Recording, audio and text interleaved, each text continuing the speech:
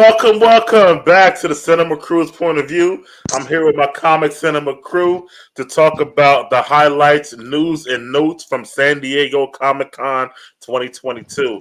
We had to get on here and give our thoughts of all the stuff dropped on at Comic-Con and just kind of give our overview and our feelings about what may happen and what we already saw. Want to holler at the usual suspects, the panel up top. First of all, my guy, Money Main. What's going on, Main? What up? Y'all ready to get into some Marvel Manager or what? Yeah, well, it's more than Marvel, but that's why I laugh. That's why I laugh, because nobody knows anything about the DC shit that came out. Big Dave, what's up, man? What's good, homie? What's up? What up? Welcome to be back again. Hey, and last and not least, just in time for introductions, Mr. E, Money. He was almost all time this week, yo. Almost. E, you fucking up, man. He's like, I'm gonna go drive around the block. I'll be back. He got that new whip, right? Always in the car right now, and shit like that. So. No, I am. I'm gonna laugh when the windows come out, though. I'm waiting for the day. Oh, please don't wish that on me. Nah. Hey, at least you got the guy on speed dial now, no? So you know how to get it. I got him on speed dial. You right. But all right, man. So let's get into this, fella. San Diego Comic-Con, man. It was a big one because they haven't had Comic-Con in 3 years since 2019.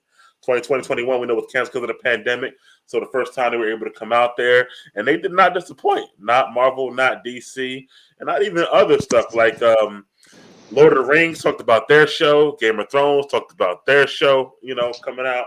I don't know. I know Ego watch it all, but I know I don't know about the rest of y'all and stuff like that. I don't remember. Did y'all watch Lord of the Rings? I watched one of the movies out of all of them. One, and I watched them all. I watched. I was like, I know Main. Yeah, no. Main on it. Main be on it. He knows shit. Do you plan on watching the show, Main? The Rings of Power. Rings of Power. Yeah. Oh yeah. Oh, okay, got you. What about the Game of Thrones? You and Dave. I know about E, but I don't know about you. So I'm gonna have. It's gonna take me a while because I'm still on season 2. Ooh.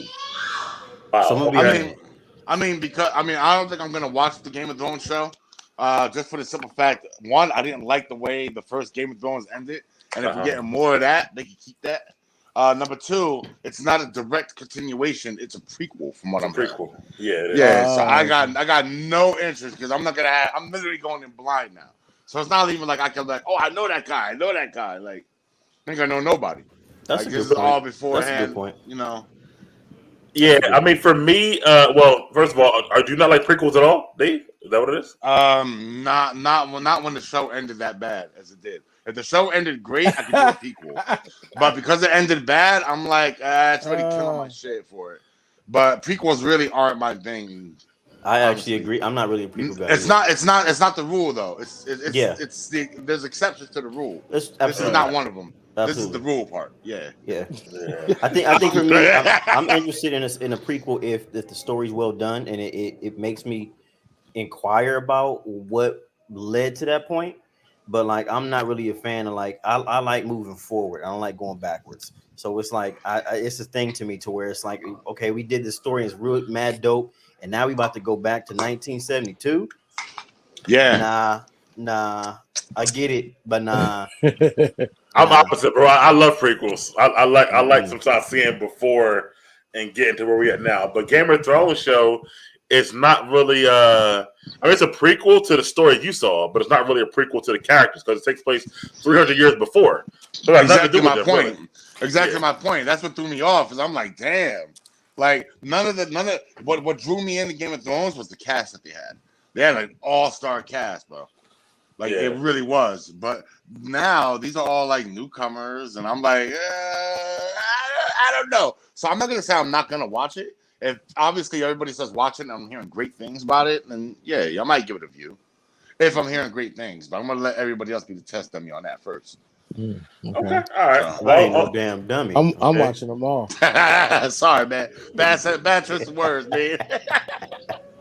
Oh, hello, our man Josh Waring. He says Big Mike asked about Lord of the Rings, which I did. The show, because I haven't watched the movies yet. He knows that. And he said, "This is unfortunately correct. Most prequels tend not to do well. I think all the prequels we love are the exception to the rule. However, in general, I love prequels as well." Yeah, me too. Like if they're done right. If they're done right. Yeah. Yeah, like a good example is what is it? Goddamn, I don't know why. Oh, Underworld. The prequel to that when they show like the Rise of the Lycans. I love that joint. I ain't gonna lie. So I think I was watched one of the 1 and exceptions 2. to me. Yeah. I watched 1 and 2. That was it. I didn't watch any of The the third other one was the prequel, Rise of the Lycans. Yeah. Oh yeah, so yeah, That see one, when, yeah. See when my interest cuts off. That shit was It was dope, good. bro. Yeah, wasn't it? It was good. No, it probably was, but the Underworld movies wasn't all that. They were just like okay, it's the standard vampire werewolf type shit. You know what else I'm hearing? Know what else I'm hearing is good. Can't wait to come on Hulu. The Prey movie, the Predator joint. Yeah, I can't wait for that. Yeah, it was weird how that kind of like unveiled, man. Because people were just like, it was like a leak, and then people was talking about it, and people wasn't talking about it. People didn't know if it was real or wasn't real. And then all of a sudden, it just came to life. It's coming to Hulu. I'm like, oh, y'all doing a straight to DVD release? But I heard it's like better than most of the first Predator, so it's weird, bro. I'm like, I'm not really. Well, it's funny that you mention it because it is the first Predator. You know what I mean? Like, True. Prequel. Here we go. Back at that prequel joint again. Yeah. Because I also trying to figure out how with primitive weapons they beat the damn Predator when Arnold had a tough time and shit like that. He was drowsy. Yeah, he was still waking up. Yeah, and Danny Glover was still too old for the shit, even at that time, whatever. Yeah, that was another film. Yo, that was another film franchise I stopped at 2 on. Like Predator, I watched the first one, and I watched the one in Los Angeles when they were in California. So I bet you also ain't a fan of the Alien movies, huh? Oh, I love aliens. They was like comic only for real. I swear, bro. I'm not. I'm just not really. I'm not really space oriented. When you get into these giant space operas, bro, it's just you need a scorecard. I love it. You need a scorecard to sit down and watch the movie. Who's this guy? Who's this guy? Like aliens ain't no space opera, man. That shit. Well, no, it's not. Yeah, no, it's not. He's right about that. You're right about that. But I don't know. I like the first Aliens movie. I didn't like any of the other ones. Part 2, Part 3. There's some shit that just don't need. 2 was the best. 2, I didn't like 2 like that, yo. Well, let's bring in somebody who I know is like prequels. He left a comment. Our boy, Mr. Josh Waring. What's going on, Josh? What's going on, bro? Yo, what up, Josh? How you guys doing? Josh couldn't resist. Josh was like watching this shit as a spectator. He's like, "Fuck this." I'm coming in. That man's hand is on the table doing this. Exactly. Matter of fact, Big Mike, you might want to pin the link in the comments. You feel me? Have some people jump right on in. Right. Might as well, right? I don't know. I don't know. Yeah, I don't know, man. That's yesterday, right? I'm good with that. I don't know. We're gonna have to screen them first. Yeah. Bro, you hear about that? Yo, I'm so mad. What happened? What happened? We'll talk about it when we off the air. Yeah. I'm so mad at him too. For that. I'm with you, man. Take it down, bro. Just take it down. Like, what the fuck? Anyway, not my circus, not my monkeys. But anyway, I did. Damn. Okay, Mike. It is. I let Chloe. What's going on, Chloe? And since this is a Comic-Con show, I'm gonna let you guys be privy. So I want to share the stuff with y'all to Thursday, which was the Game of Thrones and Lord of the Rings trailers. So hold on one second, guys, and let me see what Dave thinks about it. Since he ain't really see it yet. And I'm gonna be real honest with y'all. This is gonna be good for me because I know usually everybody's up on all their stuff, which is dope. But this was a really busy week for me, so I only got a chance to catch the Marvel stuff. So I'm gonna be learning a lot. Which is cool. I get to sit back and listen and hear what y'all got to say. So I'm just I'm gonna be asking no questions. I'm gonna be like, you ain't gonna be doing none of that today. All right, cool. Hold on, I'm about to play this. Oh no, war is not afoot, is it? Oh, it is. War is afoot. Hold on, Dave. Dave funny as hell. War is afoot. He's afoot. Y'all hear that? Yeah, I hear it. All right.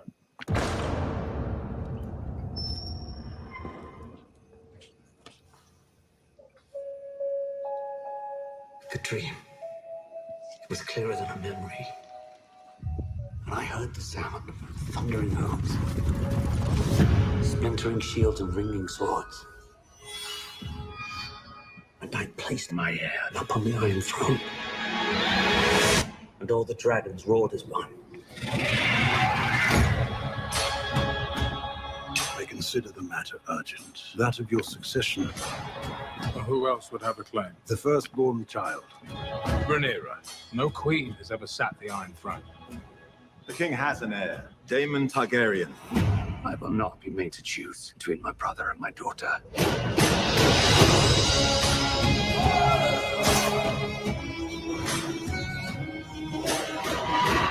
Rhaenyra's succession will be challenged. Knives will come out.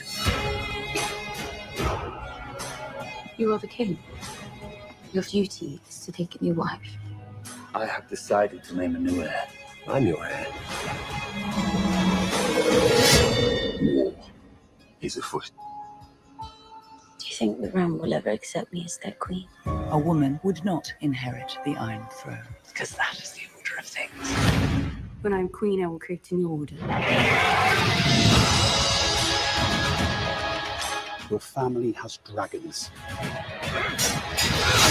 They are power men should never have trifled with.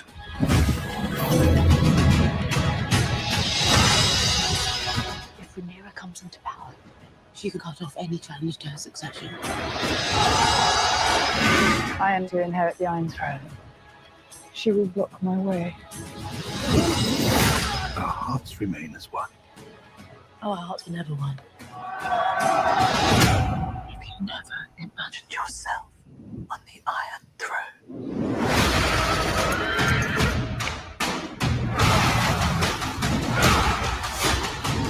Where is duty? Where is sacrifice? Now they see you as you are.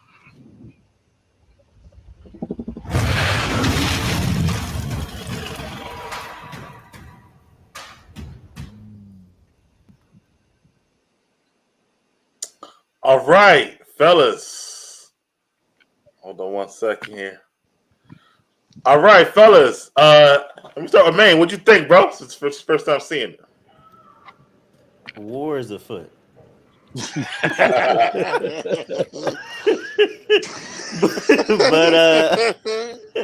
it looks interesting. Some of them dragons look a little shaky to me at times, just a little bit. Of course, we got time, but I'm interested to see. Now I want to see more. I do want to see more. You didn't see the trailer, so now I gotta finish what I started. Thank you for that. So I'm gonna go ahead and check it out. I'm gonna give it what I usually do, the 3-episode rule. If it can't grab me, or I don't get a good vibe from it in those 3 episodes, I'm out of there. But I'll at least give it the 3-episode rule and see what's popping. But I like what I see. It's interesting. I'm sure it'll tie into the rest of the story that we've seen thus far, and it'll make for good TV for a lot of people. But I there's a lot more I want to see. So like I said, 3-episode rule, and then I'll go from there. All right, James, since you were like not interested at all, what do you think about the trailer? Hated it. No, I'm just kidding. No. I mean, it feels very Game of Thrones-y. It just feels like it feels Game of Thrones-y, but with more dragons. I don't know if y'all remember, whoever didn't see Game of Thrones. Remember how we kept wanting to see the dragons season after season? We're gonna see dragons. And now it's like they're just like, okay, fine, give them motherfucking dragons. But I think that's all you're really gonna get, and not much more else. It doesn't seem like, I don't know. I guess this trailer doesn't really suss out the substance of the show, what it's truly gonna be about. If it's an interfamily war, if it's it's an interfamily war about the Targaryens. So it's called to the dragon. Yeah. But, so in that particular case, I get to see more of Game of Thrones, but parts of Game of Thrones I didn't want to see because the one thing that got me about Game of Thrones was me seeing the trailer. It looked just like this. Like when I saw the trailer for Game of Thrones, it was like all this action and everything. And when you actually sit and watch the show, you get about 15, 20 minutes of action and then 40 minutes of like talking. And I'm like, okay, all right. So, like I said, I'm gonna stick with what I said. It looks like a good trailer. The trailer definitely shows some hot set pieces. It looks like, but if people say it's good, I'll probably give it a watch. But it's not gonna be at the top of my list. All right. Well, let me ask the bottom of the panel who I know is gonna watch it. E, what do you think about the trailer, bro? Oh, it looks good, man. I'm ready to see it. The dragons got me hyped. Yeah. Seeing a black dude with dreads at them times representing got me hyped. So yeah, I want to see what's going on, man. Let me see what we got. Hard body. And Let's see what we Josh, got going on. Josh, your thoughts, bro? Oh yeah, I can't wait. For me, this is the reason why I love prequels and sequels, right? I'm at least give it a chance, especially if the first thing that got me had me like, oh shit. Like I'm off the strength. I have to at least give it a chance. So I'm excited anyway. But for me, really, it's all about the author, George R.R. Martin, because Big Mike actually read the books. And then when I was watching the show, we get caught up in the fandom because every week we don't know what to do. We check the fan theories online, and so start making a lot of sense. Like, oh, we never thought about that. And then they go back the same way we do in the MCU and DC. They go back to the source material. Oh, in the books, X, Y, and Z happened. Oh, snap. So George R.R. Martin has a whole world and plethora of adult themed storylines, and HBO just cherry picked them based upon the success of Game of Thrones. So the fact that we have more dragons with the people who are the most like elitist in Westeros history, like all elitism is measured upon them. So I cannot wait to learn about them for sure. And as Josh alluded to, I've read the books House of the Dragon and original Game of Thrones. And this House of the Dragon story, it takes place over like 20, 30 years, but it's like 14, 15 dragons within the story. So you're going to see a lot of dragons. Like they all have separate dragons that, they all fight against each other. You'll see it's the green versus the blacks who wound up being this, but it's the same Targaryen family fight for the throne. It's always about the throne, obviously. But I think it'll be dope. I'm kind of psyched. And the thing I do love is because the first one did so well that now they have a bigger budget for this one. So if you look at those very first seasons of Game of Thrones, to Dave's point, that's why you didn't see the fucking dragons, because they had fucking money for dragons yet. That's why they were just eggs at first or whatever like that. And then over time, they got money for dragons. But now they got the money for the door. So I think it'll be dope. And the crazy part is, Mike, because we know about some of the backstory, right? So we all know about the doom of Valyria. So this it's around that time. So this is like Atlantis. And who the people who left Atlantis. Again, there's so much, and this is like his version of Atlantis.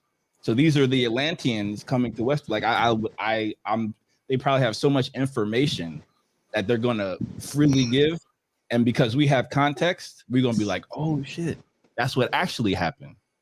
Like that's what the information actually meant. Oh, that's what Valerian steel means. Yeah, it is. Yeah, and for you, the Black Dude, Corleone Valerius, he's very important throughout the story. Him, his son, you'll see it. I don't want to give it away, but he's gonna be very integral. Trust me, he ain't going nowhere quick at all. So, but anyway, now to the next one. No, thanks guys for your opinion on that. There's something I don't know about, but I do want to show it to Josh E. It's his main, so he's been busy. Is the Lord of the Rings trailer, and Dave, you can watch it there with me. But I don't know a lot about it, so we're gonna see. Yeah, this is dope too. He can pull up this joint. This is fire. This is fire. I'm getting excited. Man, technology, man, that shit is crazy, yo. Lost was ended. Today, our days of peace begin. We thought our joys would be unending. We thought our light would never dim. The skies are strange.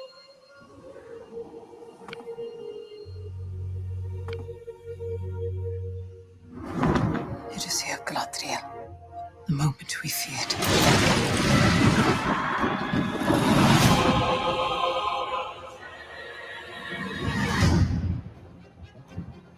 Evil does not sleep.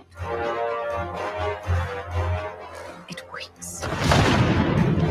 Beyond the darkness, tempting shadow to bury us all beneath the mountain. He has not one name, but many.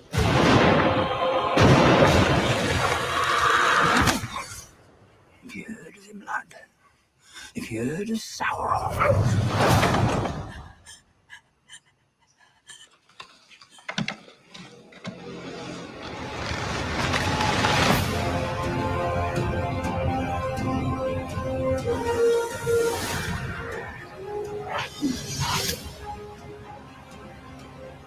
evil rising is left unchecked, it will take us all. Find the light, and the shadow will not find you. Together we can survive this! Fight with me.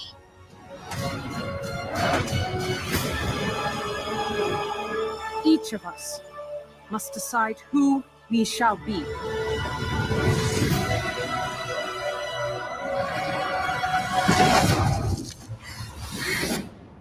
There can be no trust between hammer and rock.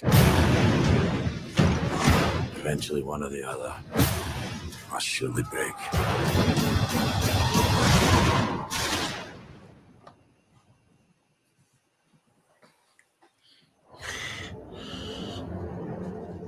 You have been told many lies of Middle-earth.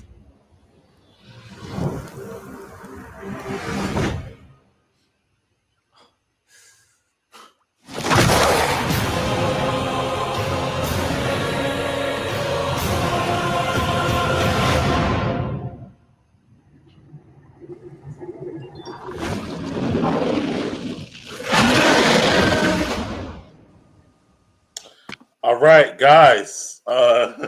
Man, because it was the first time seeing this. Really, like, what do you think, buddy? Yeah, we get to see Galadriel. We get to see the Dwarven Kingdom. We get to see the Balrog back. Like, come on, man. Come on. The kingdom. Oh, man, it's just so dope, man. Like, just like, to me, like, these kind of high fantasy worlds are what I love, man. The story building and just the world building, the characters, like that's fantasy wise, that's one of my like favorite worlds is the Lord of the Rings world. So I think that I'm like, for me, I think if you were to get into it, Mike, if you just give it some time, I will. I think that you enjoy it, man. And it's a world that is like, to me, like once you see a Lord of the Rings property or you watch a movie or anything like that, you'll never forget it. I think it's gonna be dope. I'm excited. I'm excited for that. Okay, and Dave, I know you don't know about it, me either, so I'm gonna skip you. Josh, how you felt about the trailer? Oh, I loved it. I see why Amazon paid $500 for the rights just to make it. That's just like paying $500 just, you know what I mean? Were you about to say, Dave? No, nothing. My mic wasn't working at all. Like that whole trailer, I had no sound. I was gonna say, I see you waving at me. Yeah, no. I just had to unplug and replug my mic, and it started working again. Oh, yeah, it's all good. All right, I saw that trailer already, though. My bad, though. Okay. Oh yeah, all good. But again, I have to go back to the author, Tolkien. Tolkien influenced George R.R. Martin. Another double R. Double R. Exactly. Tolkien. Thank you. He influenced George Lucas. He influenced, J.K. Rowling. Like all of them, all the major storytellers in fantasy are all inspired by this man right here. And again, has a world of content and of Middle Earth. Are you kidding me? And I'll be honest, if it wasn't for the success of Lord of the Rings in theaters, I don't think Warner's and HBO would take a risk on Game of Thrones. Of course not. Of course not. However, the standard has been set by Game of Thrones for this type of content. So if the story isn't captivating, because the Lord of the Ring brand, typically similar to the Harry Potter brand, like we all know how Warner's are with their brands, it's not really that sultry like Game of Thrones. And that might be the appetite for that type of world. So the world that they build and how the story is, because it's a captivating story, but as Dave always says, they really have to stick the landing and do it correctly, or it could be a disaster. But I from what I've seen, it looks amazing. And again, it's the origin story of it's a prequel, right? It's the origin story of all the rings and the rise of Sauron, which is crazy. That's like the rise of Voldemort. You know what I mean? That's like when that's the big battle. Like when we saw in the MCU, we saw Valkyrie versus Hela and all of them. Like it's that epic battle that is leading to that. The same way that the Game of Thrones show is heading in that direction. So I love the build up to the apocalyptic event. I'm gonna get back to you with another question, Josh and Maine. But E, how you feel about the trailer watching it, buddy? All right, so I like the trailer. Definitely dope. From being a Lord of the Rings fan, I like seeing some of the callbacks. I definitely want to know about Sauron. I do want to know how he was made, what he is, all that. So yeah, I'm all for it. I'm ready. They got my view. How do you? Because this show starts only 2 weeks after the Game of Thrones show. So how do you feel like these shows will do on at the same time, Josh? Lord of the Rings and that is a Game of wonderful piece of information. Thank you. I did not know that. That's very interesting. So I think Amazon is probably banking on the fact that they're going to be different from Game of Thrones. Okay. Because again, you invested $500 million on the rights, just for the opportunity to make it. So you really have to make it stick. Because we all know how America hates wealthy people. So the fact that it's Jeff Bezos' company, that's double negative PR. And man, do you think it's like a healthy competition at all, or just they can coexist at the same time? These two big behemoths. I think that a little bit of both. I think that they can use this to compete with one another, but also I think they also are aware that, just like Josh alluded to earlier, is that different strokes. You know what I mean? Okay. Everybody's gonna watch what they want to watch. I think more so it's more for me, from my eyes as a viewer, it's more a test of who of us is gonna give our view to whom. There's gonna be someone that give our view to only Lord of the Rings, only to Game of Thrones, or there's gonna be some of us who give it to both. Okay. And I think that that's another thing that they're looking into also. But I think they can definitely coexist. But if 2 weeks out from each other, there's definitely something there. But Can I add on to Main's point, please? That's a brilliant point, Main. In addition to that, we saw in the trailer the price for new subscribers, right? Amazon, you have Amazon Prime. It don't even matter if you're in the content like that. You just have Amazon Prime. It's available for you. Right. That's a different conversation in terms of reach. That's the potential again. Yeah, I agree. Well, we'll see what shows. I mean, because at some point they're gonna actually, be on the same week, I guess. So who will have more viewers? But they're on streaming services. So it's not weekly like shows though. Yeah, but it's not like you have to watch them at a certain time. So it's not you're fighting for the same time slot. It's not like somebody's gonna be putting. It's not like back in the 90s. You're put in a position. I gotta watch this or this. It's true. You can watch this. Still then clocking all that this. though. That's true. Also, but they're clocking. Kind of, sort of, Dave. But I'll answer your question. Go ahead. Your point. But yeah, now I think they can coexist. From what I understand, Game of Thrones, and from what I saw, Game of Thrones is based in a little bit more reality than Lord of the Rings is. Lord of the Rings is filled with magic wielders and different creatures and monsters, where Game of Thrones is more real, but with dragons. Right. But they don't really have too many like wizards running around, or they got creatures though. So. They got creatures. Shapeshifters. Game of Thrones. Game of Thrones had the White Walkers. That was about as creatureish as they got. That was a creature. Yeah, that's true. I mean, well, yeah, that's true. But I don't know. It just seemed like it was just sticked in a different level of realism. Like, I think Josh said it before. Middle Earth. That's like what Lord of the Rings covers. Like shit going on, like in that area. Lord of the Rings, not Lord of the Rings. House of the Dragon. I feel like it's going to be covering the old era before, like, back in those days, back in those medieval times, so to speak. Okay, I see your point. Because I was also say if you want to go that route, you could also say that the same thing could be said with the Lord of the Rings because it's a prequel, or because it takes place before. Like we get to see, we didn't see the dragon. Wait. So see, I wasn't that I'm not schooled on either. This Lord of the Rings show is a prequel to all the Lord of the Rings stuff you ever seen. So again, the dwarven kingdom is active in the movies. We know what happened there, but all that's what I'm saying. All that. What is it? What is it with Hollywood not wanting to tell a story forward, bro? Stop telling the story backward. Like, because when you see a king, you want to know how the hell he get his kingdom, right? It's like you want to know the story. Like some people do, not you, but some people want to know how did you get here before you go forward. I mean, I put it like this, Dave. Putting it in superhero like terms, right? It's the origin story. Typically, when things start, they don't always start at the origin. Like Star Wars. Star Wars starts in the middle. Right. Game of Thrones started in the middle. Right. Lord of the Rings started in the middle. Harry Potter started in the middle. It's always going to be in the middle where the biggest thing happened. But there's things that happened that led to that point, and there's things that happened after that point. But the origin story, that's kind of how it is for this deep fantasy. Yeah, I agree. And to your other point, Dave, see, I mean, they are streaming on streaming networks, but they're weekly shows. So if my episode 4 of Game of Thrones come out the same week as episode 2 of Lord of the Rings, I'm still competing with you. Like, who got more? But they're both going to get watched. They're both going to get watched, right? By how many people? Like, right? You're gonna watch both, right? Yeah. I mean, E will, but not me and not you. And so does Amazon care what day you watch it on? They care for the week. Watch it. No, they care for the week. Who got more views for the week? So let's put it this way. Let's just say they came out with a Punisher show, right, running side by side with the She-Hulk show. I'm still gonna watch both. I'm still gonna watch both. You are. They're both gonna get watched in that week. Like, who has time to watch one show per week and be like, "Fuck, it's one or the other"? Bro, you don't sit and watch both. You are. Watch both. No, bro. You gotta sit and watch both. Bro, they just had Obi-Wan come out the same day as Miss Marvel. People turned it off after Obi-Wan went off. They didn't watch Miss Marvel.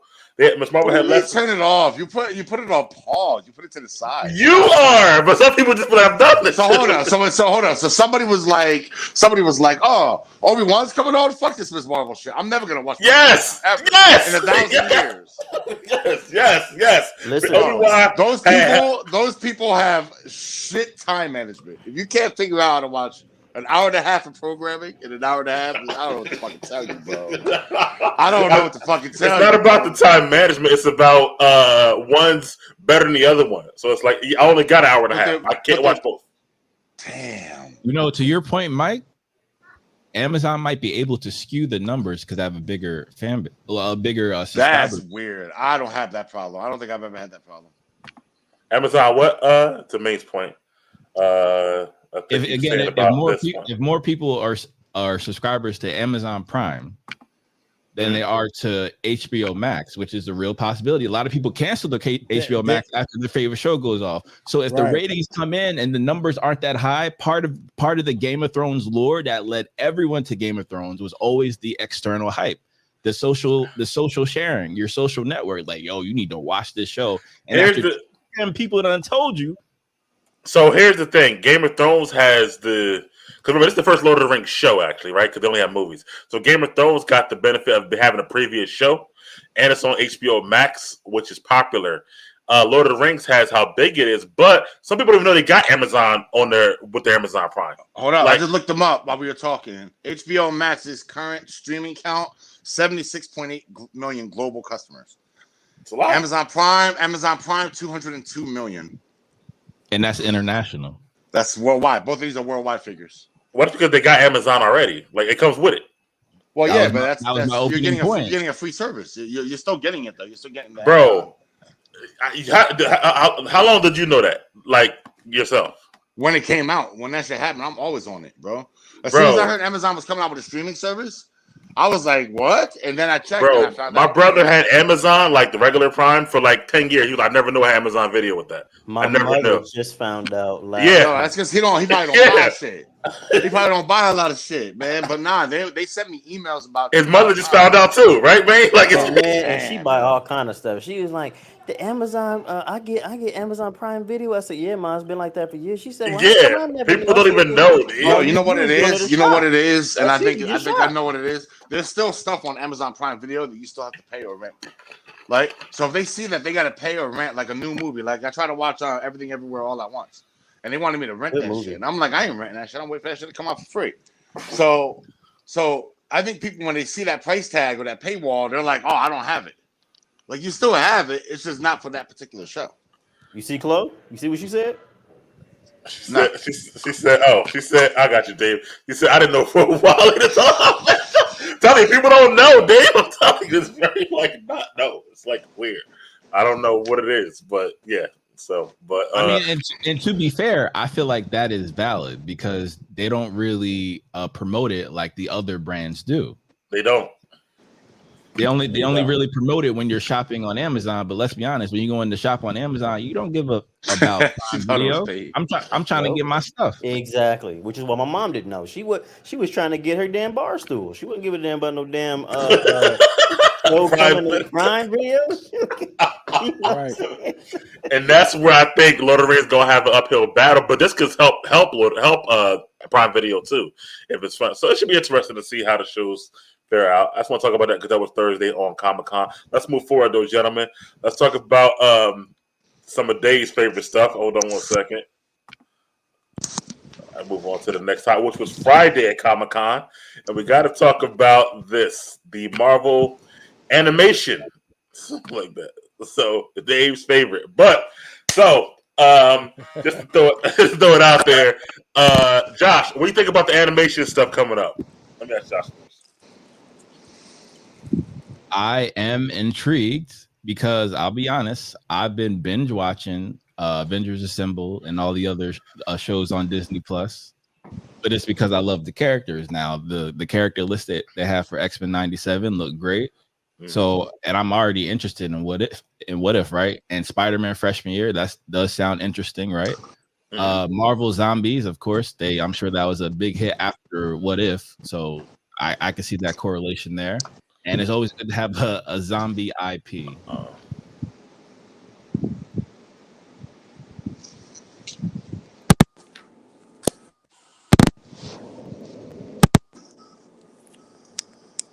Somebody might tap dancing.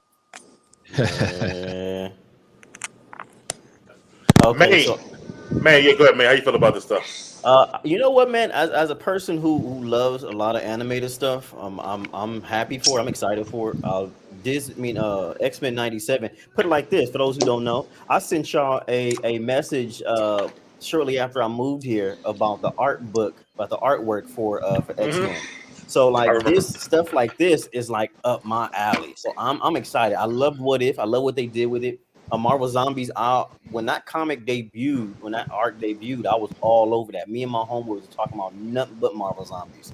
So I'm interested in that too. And of course, Spider-Man freshman year. I mean, why not? I mean, you might as well throw in some Spider-Man. And of course, it's easily digestible. People can identify with it no matter what age you are or whatever. So I think that this is all good stuff, man. I'm excited for it. Let me holler at Dave. This is his favorite. What's going on, Dave? How you feel about this stuff, bro? There's only one of these that I'm really gonna watch. I think it's what everybody knows is What If. The zombies thing. Yeah. The zombies thing is it's whatever. I like Walking Dead because Walking Dead doesn't focus on the zombies; they focus on the interactions between the live characters. So with the zombies, but Dave, this is Marvel Zombies. Yeah, but it's still a cartoon, bro. It's like I don't know. I can't get ramped up for a cartoon like I do for live action shit. Just because zombies is such a graphic thing, and you're not gonna get that kind of graphic thing in a Marvel zombies format. X-Men 97. I'm already past 14, so I can't really watch that shit anymore. Spider-Man freshman year. Wait, hold on. Spider-Man. I'm sorry, but Marvel. Huh?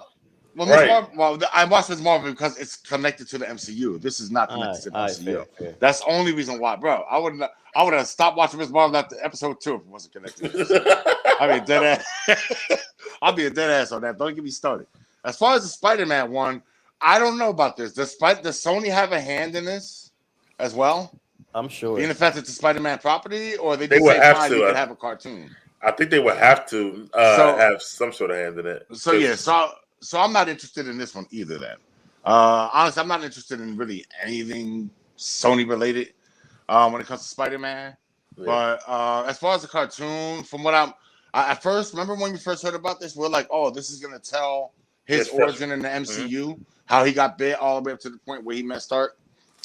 Now I hear it's not gonna be that. Now I hear it's gonna be random adventures of his first year before he joined the Avengers.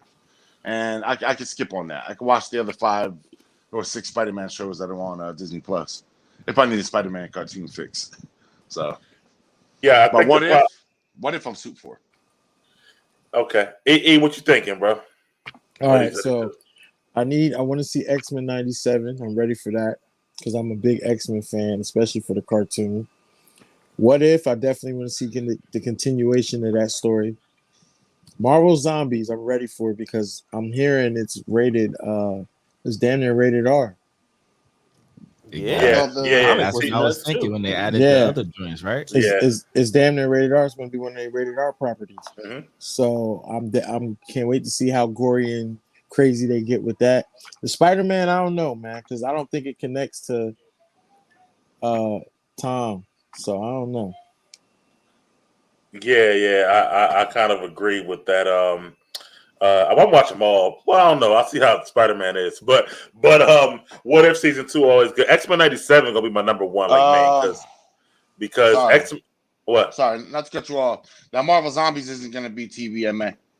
Just to let you know, the first TVMA show is gonna be the Defenders when they redo it. I saw this the other day about the zombies. That's why I threw that in there. I don't think they're gonna be able to get as gory as I want them to get. They didn't get the green light for the TVMA. Defenders did. Okay. So you think they were doing the Defenders? I didn't know that. But They are doing the Defenders. Yeah, it's already been locked up. I can put the link in the room. But yeah, they already locked that up. I mean, to be fair to Marvel Zombies, I mean, just like how we saw in the What If episode, because it's cartoon, you can be as gory as you want. Like in terms of being like graphic or like insinuating certain situations, that that's different. But in terms of like ripping arms off, it's a cartoon. That happens on Bugs Bunny. That's walking apart. Who got their arm ripped off on Bugs Bunny? I agree. But yeah, I want to see how dark they can get with it. But from what I'm seeing right now, it's going to be TV-13. From what I'm seeing right now. Yeah, with the Spider-Man, Dave, to your point, I thought it was going to be showing his actual freshman year as well. But then I started seeing, I guess, this image right here, which is supposed to be his suits on the show, and I'm like, when the fuck did he have these suits and shit like that? So I'm like, that don't make any sense or whatever. And besides, if he ain't paying bills, he ain't gonna like it anyway, right, Mike? True. Well, that too. No. But I'm like, yo, Tony started giving him suits. I'm like, when did these suits happen? So that kind of the white suit is the foundation suit. Yep, that happened with Fantastic Four, if I'm not mistaken. I don't recognize most of these shits, bro. I'm being honest. The one on the far left, the one on the far right, I don't think he ever wore that shit in his whole life. Yeah, I don't know those. I mean, straight ass. I'm telling you right now, the one on the far right coming from Asgard, and the one on the far left is coming from Blue Beetle or something. And the one next to the blue one, Blue Beetle, DC. He got Black Panther. He got that. Yeah, he went to Wakanda for that. He went to Wakanda for that. Or he's I thought that was the motherfucking Night Monkey. He looked like the Wasp sidekick on that one on the left. Hey, right. You for real? Right, he do. He need to be with Ant-Man in there. So I really don't know if in the middle, look like a bug. Yeah. So I really don't know if it's like a variant of this show, Dave, to your point, but I don't know. I mean, I'll give it a go, I guess. I'm not calling it a variant shit. No, hell no. That's it. Freshman year should be his freshman year of high school, bro. I'm all right with that. It is freshman year, but it's just not, like it's not the Marvel joint. I got another one too here. Where is that? Is it this one? How do you guys think that'll compete with Across the Spider-Verse? And that's supposed to be his enemy. Oh no, there's no contest in this, yo. Okay, so we got Across the Spider-Verse is gonna wipe the floor with this show. Doc Ock, Hammerhead. Yep. Scorpion. Yeah. Okay. Who's doing on we got the Tombstone? right? Tombstone's all the way on the right. Okay, the white dude's Tombstone. Electro. Or is that Electro? No, that That's ain't Scorpion. Electro. Shocker. Okay, Shocker right there to the Shocker. Yeah. Yeah. Then you got Scorpion. They got Scorpion there. Typhoid Mary. Yeah. But that's why it don't make sense, because he didn't beat Doc Ock till No Way Home. So that's why it's already fucked up and shit to me. So. Yeah. And he had what's his name at his house? Oscorp. Norman. Yeah. And also the Scorpion wasn't full. He never became full Scorpion in the damn MCU. MCU, yeah, either. He just went to the booty house and got his fucking jailhouse tat. That was it. He's Scorpion. But for me, Main, I'm with you on X-Men 97. It's going to continue from the old X-Men cartoon. That's my favorite cartoon of all time. Wow, and it's so well done. And I love the fact they're going to continue it, moving forward with the same animation, same voices as well. Oh, so that's going to be my God. So that's got me like psyched. I'm gonna feel like I'm actually gonna get some cereal, watch on Saturday mornings to pretend like I'm a kid again. Hey, for real, I'm about to give you some Captain Crunch, the joints that cut your mouth up. Bro. I'm gonna be smiling the whole time. Bloody ass, just running down, just excited. Right. I'm pretending like I'm a kid again. I had to go watch kids up. Right. I'm gonna have a robe on with some bunny slippers. It's a wrap. Yeah, it's definitely a wrap. So. My whole lips gonna be all sliced up. Talking about this show spitting out blood. amazing. This so great. I can't wait. But real talk, man, that X-Men show had a lot of adult themes to be a kid's show, man. Hell yeah. And that's why I'm really like into it. I actually liked Wolverine and the X-Men better than the regular X-Men show. Wait. What? You ever seen Wolverine and the X-Men? Oh, yes, no, I ain't like show that. or the actual show. The actual show. The cartoon. It was the cartoon show. It was a cartoon show. It only lasted like 2 seasons. He was Wolverine and the X-Men, right? Wolverine and the X-Men. Yeah, he was the leader. He was the leader of the X-Men. Yeah. Oh, this was like I kind of like that stuff. Yeah, I kind of liked. It was right before Evolution. Yeah. Okay. But I kind of like that one better than I like the regular X-Men show. Interesting, Dave. But anyway, let's move on, gentlemen, to Saturday. Saturday, we started with the DC panel at San Diego Comic-Con. And I know how much Dave loves DC, so we got to get into that. These are all day favorites. Cartoons, DC, Sony. We got to get on So we got to talk about the stuff from there. And, of course, we had The Rock, Dwayne Johnson there up there talking about it. But before he talked about his movie, he brought another trailer to check out for you guys, which is Shazam, Fury of the Gods. So we're going to play that for you right now. I'm an idiot. It's showtime! I don't deserve these powers, if I'm being honest. Like, what am I even contributing? Ow! There's already a superhero with a red suit with a lightning bolt on it. Aquaman is literally huge and so manly. And Batman is so cool. And I'm just me.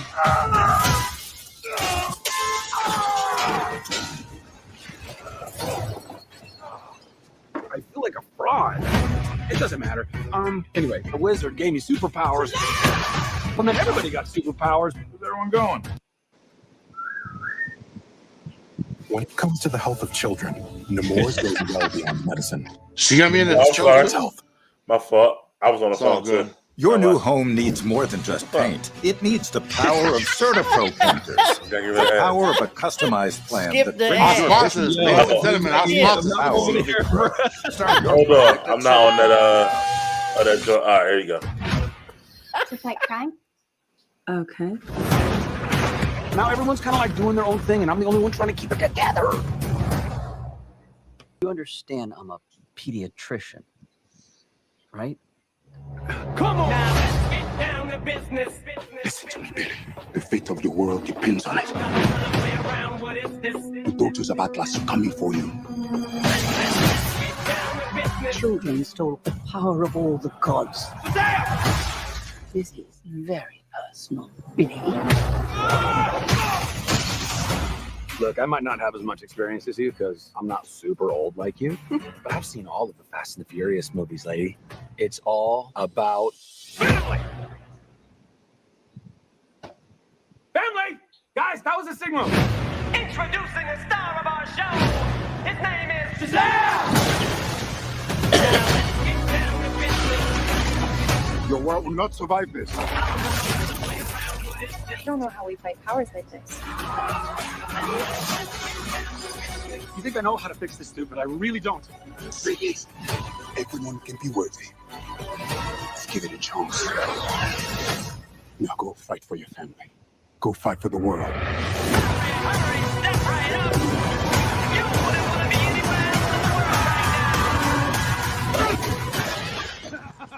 I just threw a truck at a dragon. I love my life.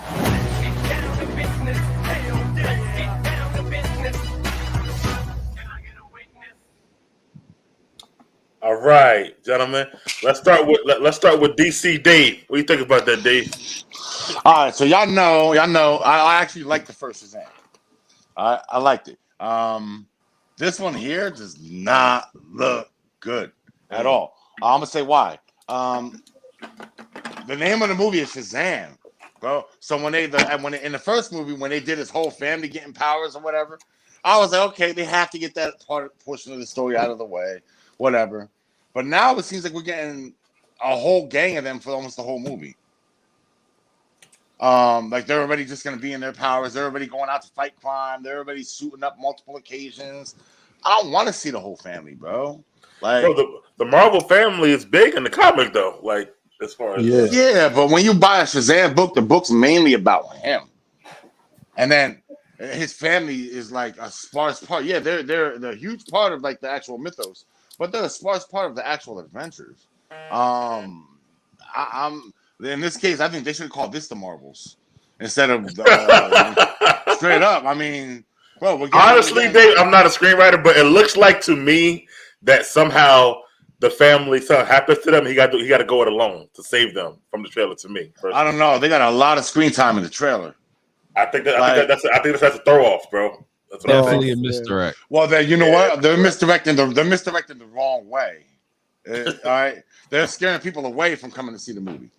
I think I don't know. My problem. Be doesn't matter. If they think anybody was suited to go see a bunch of little kids fighting crime, they could just watch Thor: Love and Thunder. If y'all want to see little kids getting powers and whipping ass, I mean, bro. But anyway, yeah, I'm not as excited. I wasn't excited when the first one came out. I'm not gonna lie, I wasn't excited to see it. But when I saw it, I was really, really surprised. I was like, oh wow, so it actually did this all right. You know, it didn't try to step outside of what it was. This here seems like it's trying to step outside of what it is, and I don't like it. So yeah, this one here I think is gonna be a miss by DC. Go ahead. What you think about it, bro? You about to say something? Oh no, I was saying that it looks good. It looks a little exciting. But my problem is with DC is if you're not going to give us Ben Affleck and all of them and give us our Snyder Justice League, stop showing them and stop promoting that shit. Stop putting that shit on y'all. You know what I'm saying? Like, stop putting that on there. Why y'all keep putting that on there? Okay, all right. I mean, that's fair. We'll talk about the DC in a second. Josh, how you feel about it? Well, I know Josh. Okay, Josh didn't see it when it first came out, and I remember I was talking to him about it, and he was like, "Nah, he good." And then he finally went to a drive-in with Cole. I remember seeing it for the first time, and he actually enjoyed it. So, how you feel about this trailer now? You seeing this? I mean, to be honest, I think it could be a demographic grand slam because they're right in the middle of that PG, really on more the PG-13 side, which is a massive amount of people in the world, number one. Number two, I like the fact that it went a little darker because to me, that is DC. That's more captivating to me because the whole, Guardians, humor theme, that's not really for me. Like it's a good story, so I'll watch it. But that whole type of that satire is just that's not my speed. However, I'm not gonna say it isn't funny or hilarious. It's just that when I watch a superhero film, I'm more interested in that. But now that I know it's going to be in there, I can accept that the same way we would for Deadpool, and take it on face value because at the same time. I like how they have, like a guru on the mountain. He got to go learn some shit. Like he's a kid at the end of the day. So his learning curve, I mean, you got to give him some grace. He's a kid. You know what I mean? So, and the fact that they have his other family, which again is playing demographic Skittles. So it's in different colors and all of that. And then all right. So for me, the fact that you're going more serious and deep because it is DC, you got to have some screen time with The Rock. You can't be that goofy with The Rock in the scene. You could be somewhat goofy, but you don't want to end up looking like Kevin Hart. You feel me? You're a superhero. Okay. Maine, bro. Ronnie, what are your thoughts on this trailer and Shazam overall? What's the next trailer? No, wow. But you know what? I'll take my kids to see it. Okay. All right. That's fair. I'll give it that. I'll give it that. I love what you've done with the place, but I'll take my kids to see it. And to what I said earlier, Chloe said she loved the first one. So yeah, absolutely. Yeah. No hate. It's just that from what I've seen, it's not my target. It's not for my target demo. And but I do agree with Josh, right? I do believe that they gonna hit with this one. This was gonna hit, like regardless. But I just looking at it like it did absolutely nothing for me. I think it comes out on Christmas, I believe, around Christmas. Okay. So I think the whole Christmas break with the kids out of school, so it's gonna really hit. Absolutely. We're gonna take some sack lunches and all that stuff. Go ahead. Mm-hmm. Yeah. I think they misusing I'm happy to see her, Helen Mirren and Lucy Liu both. Yep. But think Helen Mirren a little bit misused for this role. I feel like a little bit. So, but I mean, we'll see. She usually doesn't take roles in which she's underutilized. So we'll not under, but misused, because I just feel like that her interacting with Shazam. You know, Helen Mirren's serious, bro. Like I was Helen Mirren. True. My man Dave over there cutting that what it pear like the reminded me dude of? from Dennis the Menace. What's that, Josh? East, man. But yeah, I was gonna say the whole dynamic actually reminded me of Hela and Thor. To be honest, I can give you that. I can give it that. Yeah, I can agree with that. Sure. Yep. I can. Yeah, exactly. Yeah. That's exactly. Real talk. When I heard Shazam, I was thinking of the movie with Shaq, which was Kazam. Kazam. That's what it kind of remind me of now. Kazam with a little bit of Shaq Fu in there, and Dustin checks in. Right. I mean, I'm not like crazy. Not Dustin checks in. I'm not crazy excited, but I will watch it because I watch them all. But I'm not like, oh, can't wait till this comes out type of deal. But if I'm on Christmas, if it's Christmas time, and I got nothing to do, I'll go watch it. Why not? Yeah, I mean, like ultimately, I'll end up having to watch it because it's just one of those things. I guess that also means I have to watch Hawkeye too. But I'll go back and watch all that stuff, and it's gonna end up happening. It's inevitable, like Thanos says. Yo, do you think Hawkeye could be like the new Die Hard, and it just comes out every Christmas? Bro, please don't. They could. Please don't. That's hilarious. It's gonna have fucking Reginald Vell Johnson in there too as Powell. Like, what's going on, cowboy? Oh snap! Just what that hat reminded me of. Hilarious, because somehow he wound up in part 2 and he was in a whole different city. I was like, how the fuck he's still here? Yo, to this day, that boggles my mind, yo. Right. He's a cross country patrol cop. Right.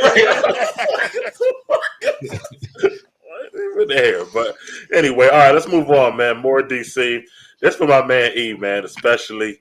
I know he's excited for his boy, and we're gonna talk about this one right here. It's the Black Adam. Yeah. We'll get into this. I'm not gonna say this for my man E specifically, but let's go. My powers.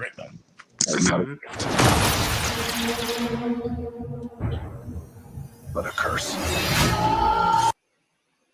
Damn it. This is the bar in the handle removes unseen debris ahead of the blades for effortless shaving in one efficient stroke. Well, let me skip it yet. Give me a second. There you go. Born out of rage.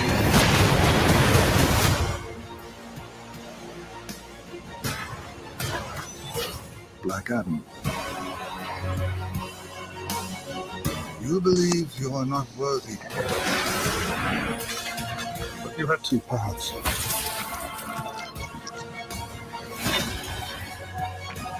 You can be the destroyer of this world. Or you can be its savior.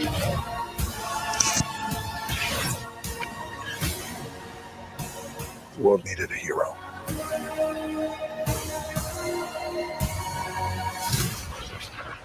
Instead, it got me.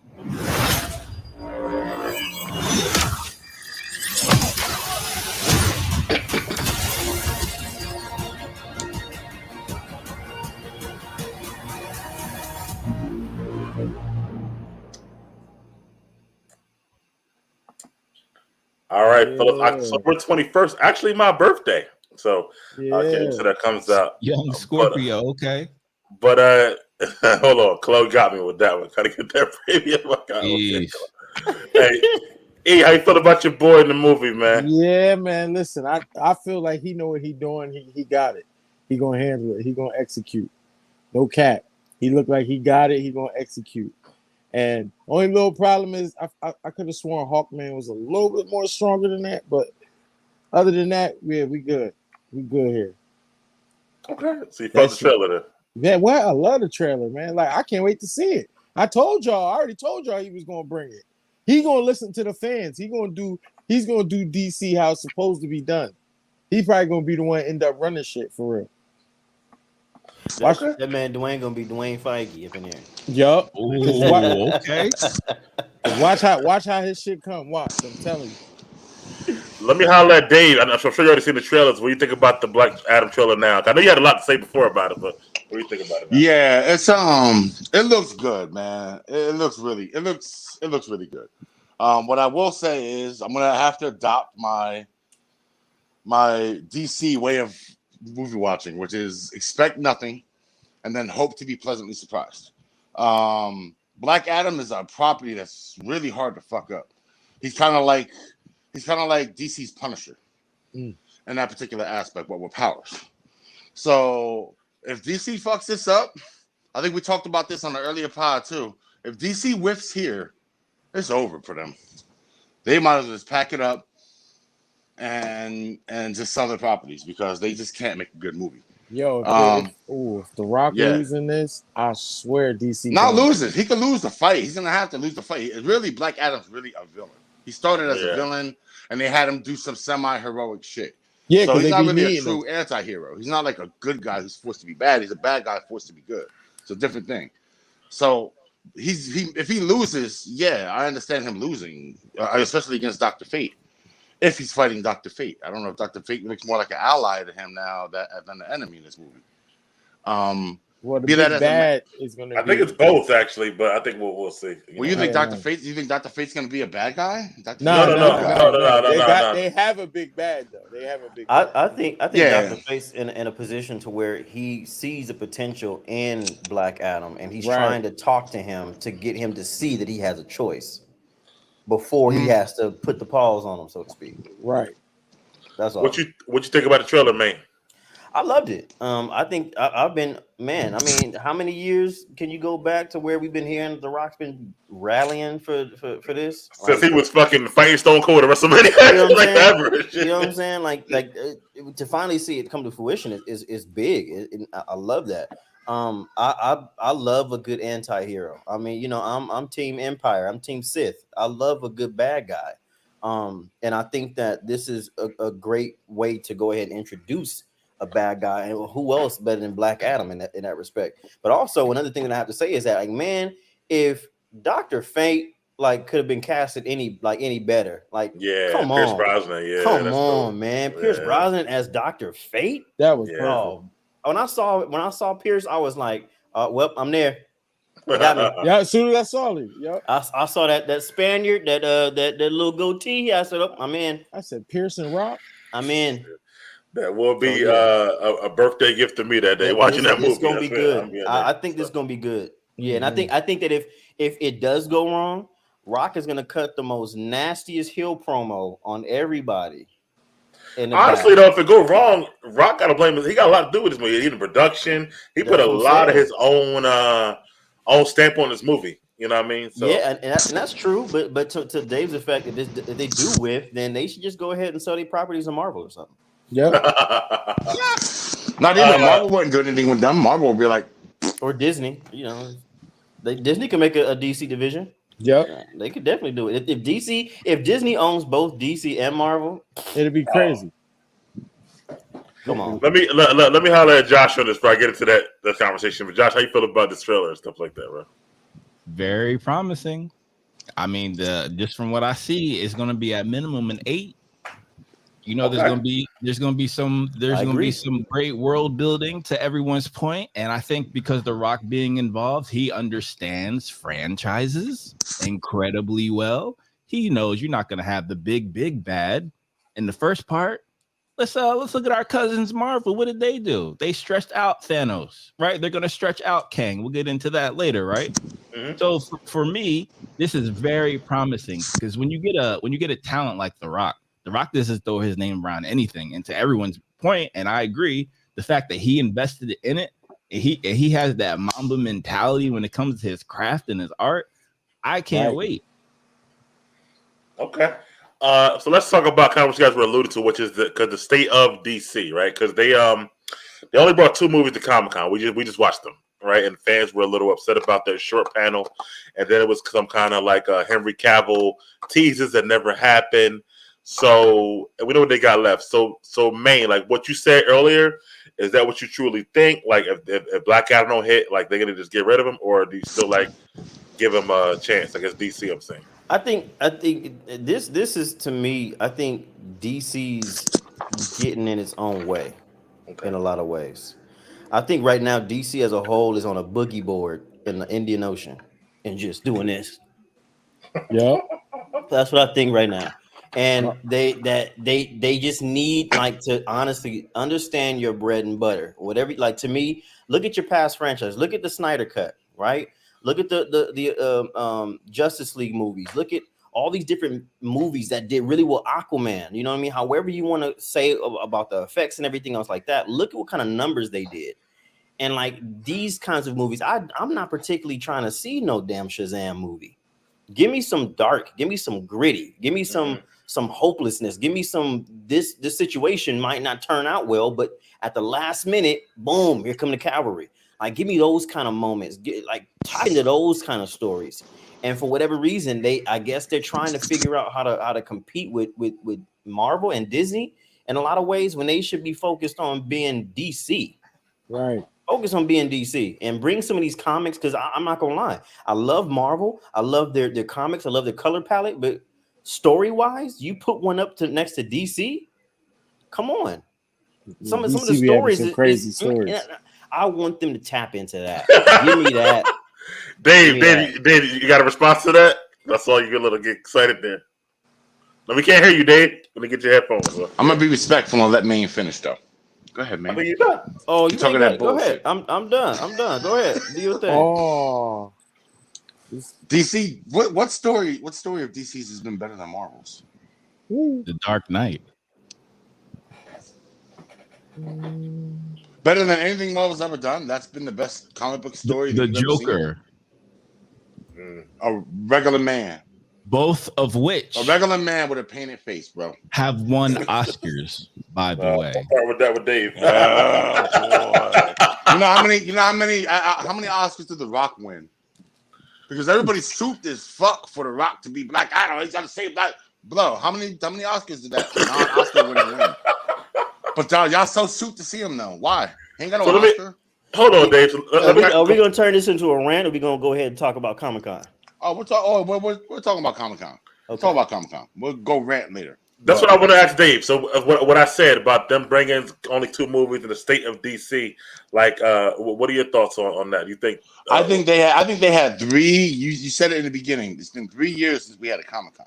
Right. They had 3 years to get their shit together, and they didn't do it.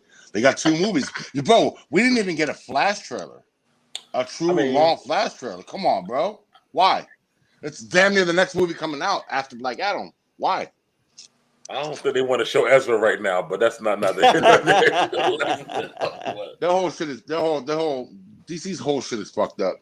Who said it before? Maine? He said they were shooting themselves in the foot. Yeah, they'll get in their own way. They've been doing that for the last 10 years, y'all. Like you said, go back to the bread and butter, bro. The only shit they got is Batman. That's it. That's the only shit that they've ever really put out. Batman, a bad Superman movie. Dave Close said because he is The Rock. That's why everybody's super to see him as Black Adam. Oh, yes, okay. So that's like saying Jason Statham. Oh, wow. No, it's not. No, this is an action star, bro. What about Jason Statham? He's an action star, bro. Yo, y'all were all suit to see Hobbs and Shaw, though, right? I was not actually. No. Yeah. Me either. I wasn't. Jason Statham was in that. Yeah, he was in that. He was also an action star. He knows his. Okay, what the Chloe is cooking. He knows his role. Hey man, how many? Go ahead. You're jabroni. He doesn't know the role. So for you, Dave, it's just like you have no faith in DC, or you don't really think The Rock was the right guy for the role, or you don't really. No, I think Rock is the right guy for that role. But just because he's the right guy for the role doesn't mean the movie's gonna kill. If you give the right guy for the role, the perfect example, Justice League. All right, Ben Affleck, I thought was the right man for Batman. I don't like Robin Pattinson. We already discussed this. I thought Ben Affleck was probably the best, more comic accurate Bruce Wayne and Batman that I've seen. But he couldn't do shit with that because the story sucked.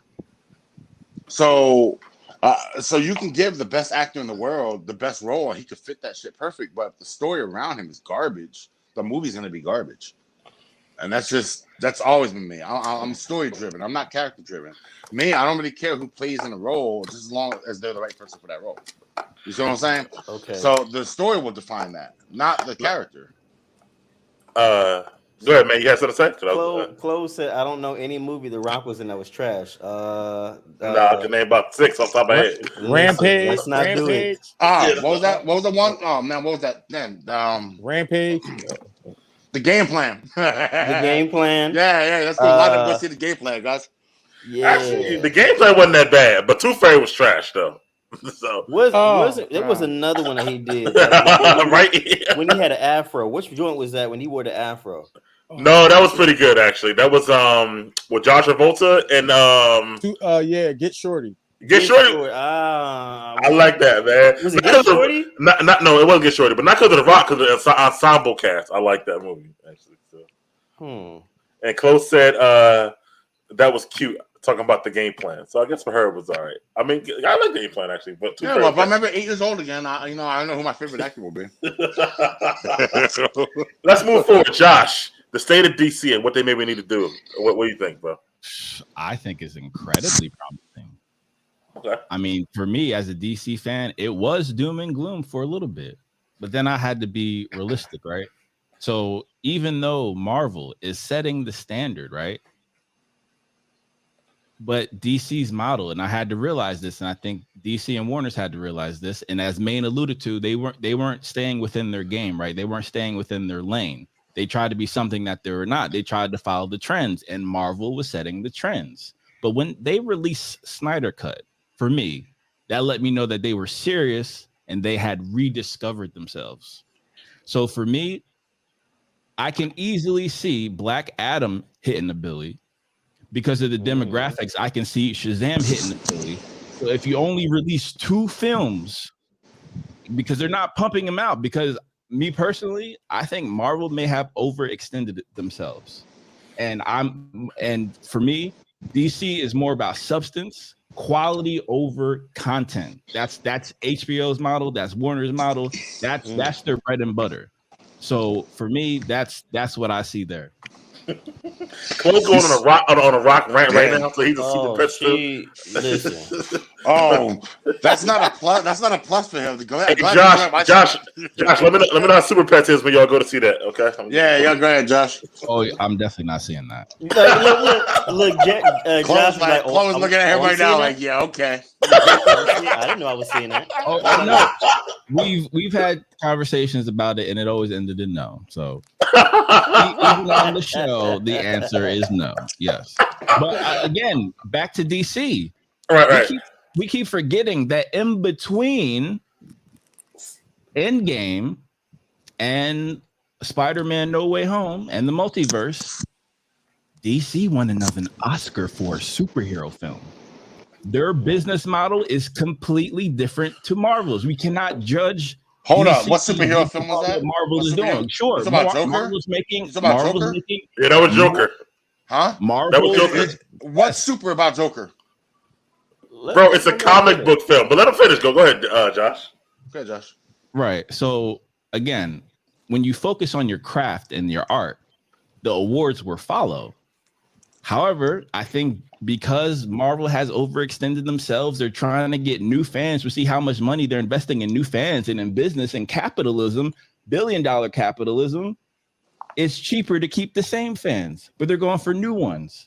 So when you go for new fans and new audiences who aren't interested in the source material, especially on the level that all of us are on, because this is normal for us. But as Mike alluded to at the beginning of the show, not everyone is like that. Marvel is focused on the casual fan instead of the actual story, in my opinion, especially in phase 5. I see too many agendas, and that's going to taint the quality of the product, and it already has. In phase 5? Well, again, we'll get to that phase 5, but I think that DC, the Flash, when that does come out, they should use that because they can use it as like a reset, type of deal. as far as like like Keith Pattinson and his Batman, but everything else, like, cause Wonder Woman 1984 was trash. I'm sorry, that was my worst movie I've ever seen in my life, and it just was so bad. And it killed my man from Game of Thrones in that, the Mandalorian in the fucking role. Oh, so bad. But I do think he killed himself. Yeah, but I do think Black Adam will be good. I like Aquaman. Dave doesn't, but I like it. I think Aquaman 2 will be good, and I do think that Shazam will get his following, and it'll make more money than the first one did. So I think they have a new boss too. Like, you know, they Warner Brothers Discovery now, so I think we got to give them a chance with the new regime. I like Peacemaker. Like I said, I love fucking Peacemaker, honestly. So I think that was good. I hope they keep going with that. And they do a lot of good things. Like, they're getting, to Josh's point, they're getting rid of their stupid project, like the Wonder Twins project. They said, nah, fuck that shit. The Backyard project, nah, wait, what? They had a Wonder Twins? Yeah, they did. They did. They had a project. That would have been the death of them. That would have been the death of DC right there. Smartest thing they ever did on that shit. Go ahead. Yeah, they cut that though, and they cut mad them CW shows too and stuff like that. So, but Dave, you laughing at them, but that's what Josh saying Marvel doing. They're making every character a project now. You know, like they're doing it in a good way.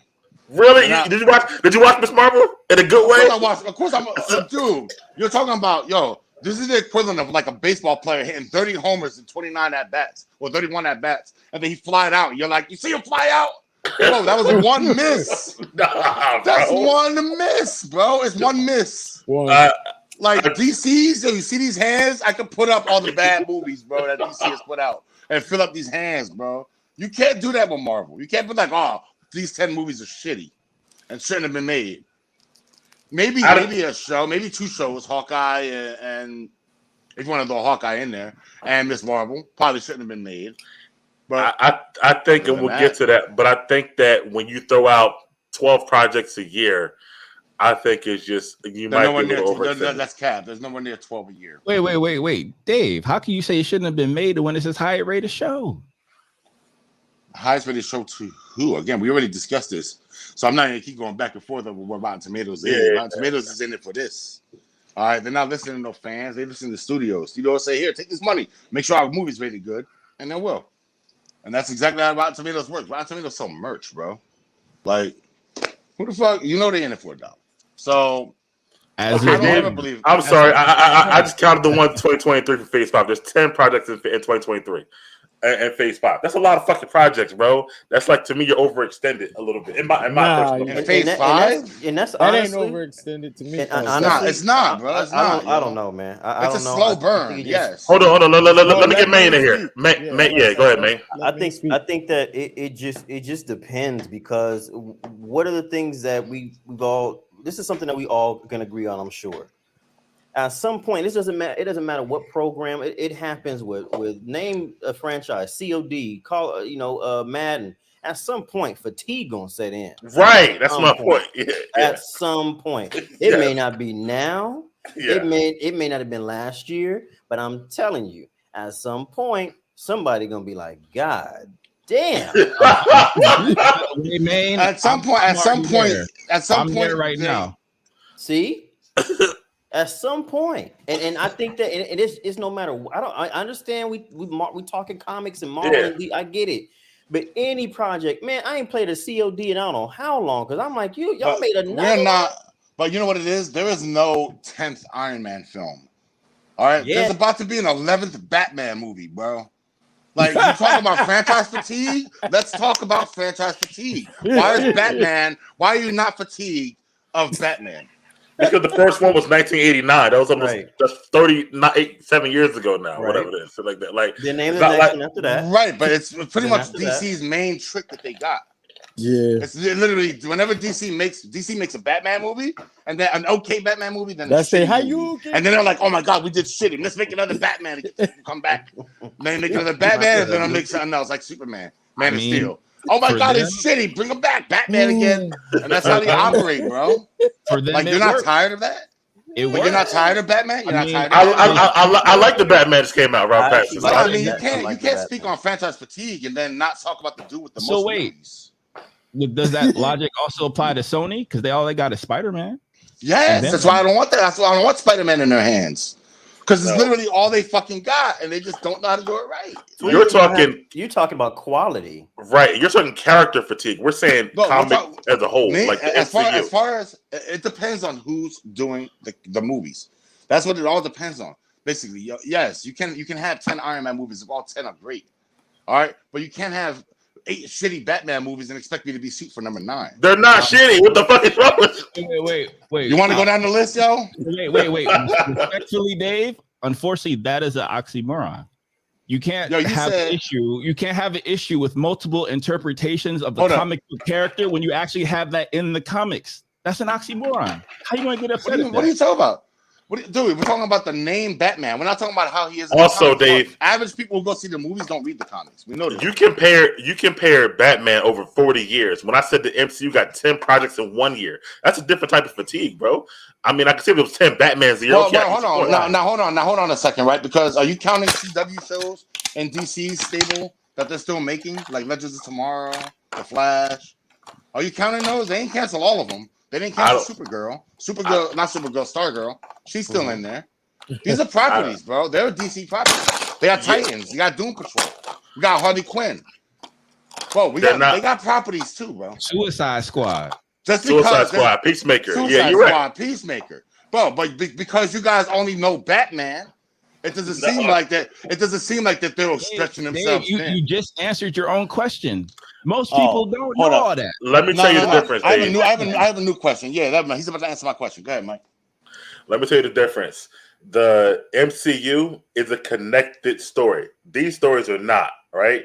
So, Incorrect. Flash went canon with the DCEU when they had the original Flash break the time barrier and end up in his dimension. So yeah, Ezra Miller was on an episode of the Flash. There's no DCEU movie connected to Robert Pattinson's Batman at all. None of them. So they're not connected. They also had Crisis on Infinite Earths. They also had Crisis on Infinite Earths, but Superman made an appearance. I mean, again, they're not connected to Robert Pattinson's Batman at all. None of them. That's his own solo. Right, so who said Robert Pattinson's Batman is the only canon? Also, the Joker was not connected at all. So they're not all connected. So who is the Joker took place in 1981? Who is Shazam? Who's Shazam referencing when he's saying, "Oh, Batman's cool"? If they're not connected, they are connected. He's referencing Ben Affleck's Batman from DCEU, not Robert Pattinson's Batman. So these are different universes we're talking about. Yes, but that's not even the point. That makes DC way worse. That's not even my point, Dave. Again, you're using a Marvel barometer. They're two different entities. Bro, you know what? When you go to the Olympics, high jump and they put that bar up, you're using that barometer, bro. Marvel is setting the bar. DC's supposed to match or go over. I'm not even come under. I'm not even arguing with you who's the better because Marvel is better. We all know this. But I think to Main's point, if you can include DC and Spider-Man, it's overall comic fatigue. It's not just like a Marvel fatigue. I feel like then I don't feel that. If we got new properties coming out, new characters, new backstories, new whole stories from this shit, I don't feel that it's like, oh, I'm fatigued of comic book shit. See, my problem is, go ahead. Let's get it. Go ahead. No, I'm just saying. My problem is, like Marvel is straight with me, like for real. I don't even think I can get fatigued because I like too many characters that they haven't even done yet. So it's hard for me to get fatigued until I get some of the characters I like. But DC, man, I don't know, man. I ain't gonna lie, I don't know. DC, they always use Batman as their scapegoat. That's their main guy. Supposedly, they have 3,000 more characters than Marvel. But I don't know nothing about DC, bro. I'm not a big DC fan. Batman is a moneymaker. Their what you call a show is super good. Well, I ain't gonna watch it, but I heard it's super popular. The Harley Quinn show, another Batman. It is really good. Yeah, the Harley Quinn animated show. That's one of the animated shows I watch. Yo. And also that too. Everybody I talk to say DC and Marvel can't see DC animation. Like DC animation is like I don't really. You know, I will give them that. I'll give them that. When you go on HBO Max and go onto the DC Hub, DC animation, their movies, their animation, I'll give them that all day long. DC Warner Brothers is king of animation. They got that. But since we're on Marvel, man, I don't want to with them. What if we'll fuck with them? But the rest of them shows that we've seen before. I want to keep us here all night, so I ain't even gonna play the She-Hulk trailer. I know we all seen it. So let me start with Maine, buddy. What are your thoughts of the She-Hulk trailer? How excited are you for the show? stuff like that? At first, I wasn't excited at all because of, I mean, we all talked about it, the CG and all that, the effects and everything like that. Say hi to my wife, y'all. Her elbow sticking out right there. Wait, Okay, how you doing? Hey, how you doing? But he almost done, man. He almost done. Oh, she's standing there. She like, you better hurry the hell up.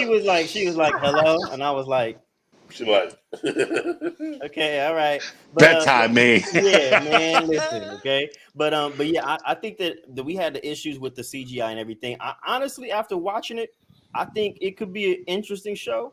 I would like to see more Smart Hulk. So that's kind of one of the big draws to me. I want to see this take on Hulk, and just make that. I want to see, of course, you know, like a lot of the callbacks to the original Hulk movie with Abomination and things like that. So I want to see. I'm interested to see this story. I was actually always interested in She-Hulk as a character in general. So again, I'm not as hyped like I would be any other property, but I might also give this a more enthusiastic 3-episode rule just to see. All right, let me go to Josh. What are your thoughts on the trailer and the show coming up? I mean, still not thrilled about it. I wasn't thrilled going into it. I mean, I was hopeful by the trailer being released, but once I saw the trailer, I realized that it, as Maine said, it's not really for my demographic. It's not for me. I mean, again, I hope it does well. And, you know, I hope, you know, there's some great Smart Hulk moments in there, because I know I'm sure Tony Stark Jr. is going to be all over the show just so he can see Hulk. Right. But I mean, at the moment, the stakes aren't high enough for me to be interested to see. I'll be honest. That's fair. Before I go to Ian David, I'm gonna play not the trailer but the featurette that came out like 2 days ago. So hold on one second, fella, because that actually showed some extra stuff. Yeah, listen. That they didn't show in the second trailer? Yeah. Where are we gonna start it from? Is it 15 seconds? No, it's right. It's right here, bro. It's right here. Relax.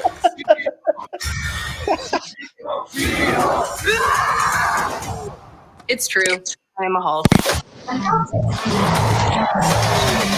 Jennifer Walters, an attorney who has accidentally taken in the Hulk's blood and has become Like a chick Hulk. A She-Hulk? Exactly. She-Hulk, attorney at law. That's got a nice ring to it. that name better not stick. There's something so surreal and so funny about a giant 6'7" Hulk in the courtroom. It was about putting a real human being into these absurd situations. It's just like as cool and edgy as we can get away with. Girl, your ass looks crazy right now. It's something that you think you knew, which is law shows, and something that you think you know, which is Marvel shows, smashed together. This show is so much fun. It all has this tongue-in-cheek, self-referential thing going on. In the comics, she broke the fourth wall and was super meta. Just want to make sure that you don't think this is one of those cameo every week type of shows. Well, except Bruce. And Blonsky. And Wong. She spent all this time becoming a lawyer, and this idea of being a superhero is not appealing to her. Being a superhero is a trial by fire. Oh, I'm not a superhero. I just want to be a normal, anonymous lawyer. There is no going back to what you were before. Who's gonna protect the world if not people like you? This is expanding the definition of what a Marvel Studios production can be. This is a radical revolutionary show. Can we get some shots, please? It's an emergency.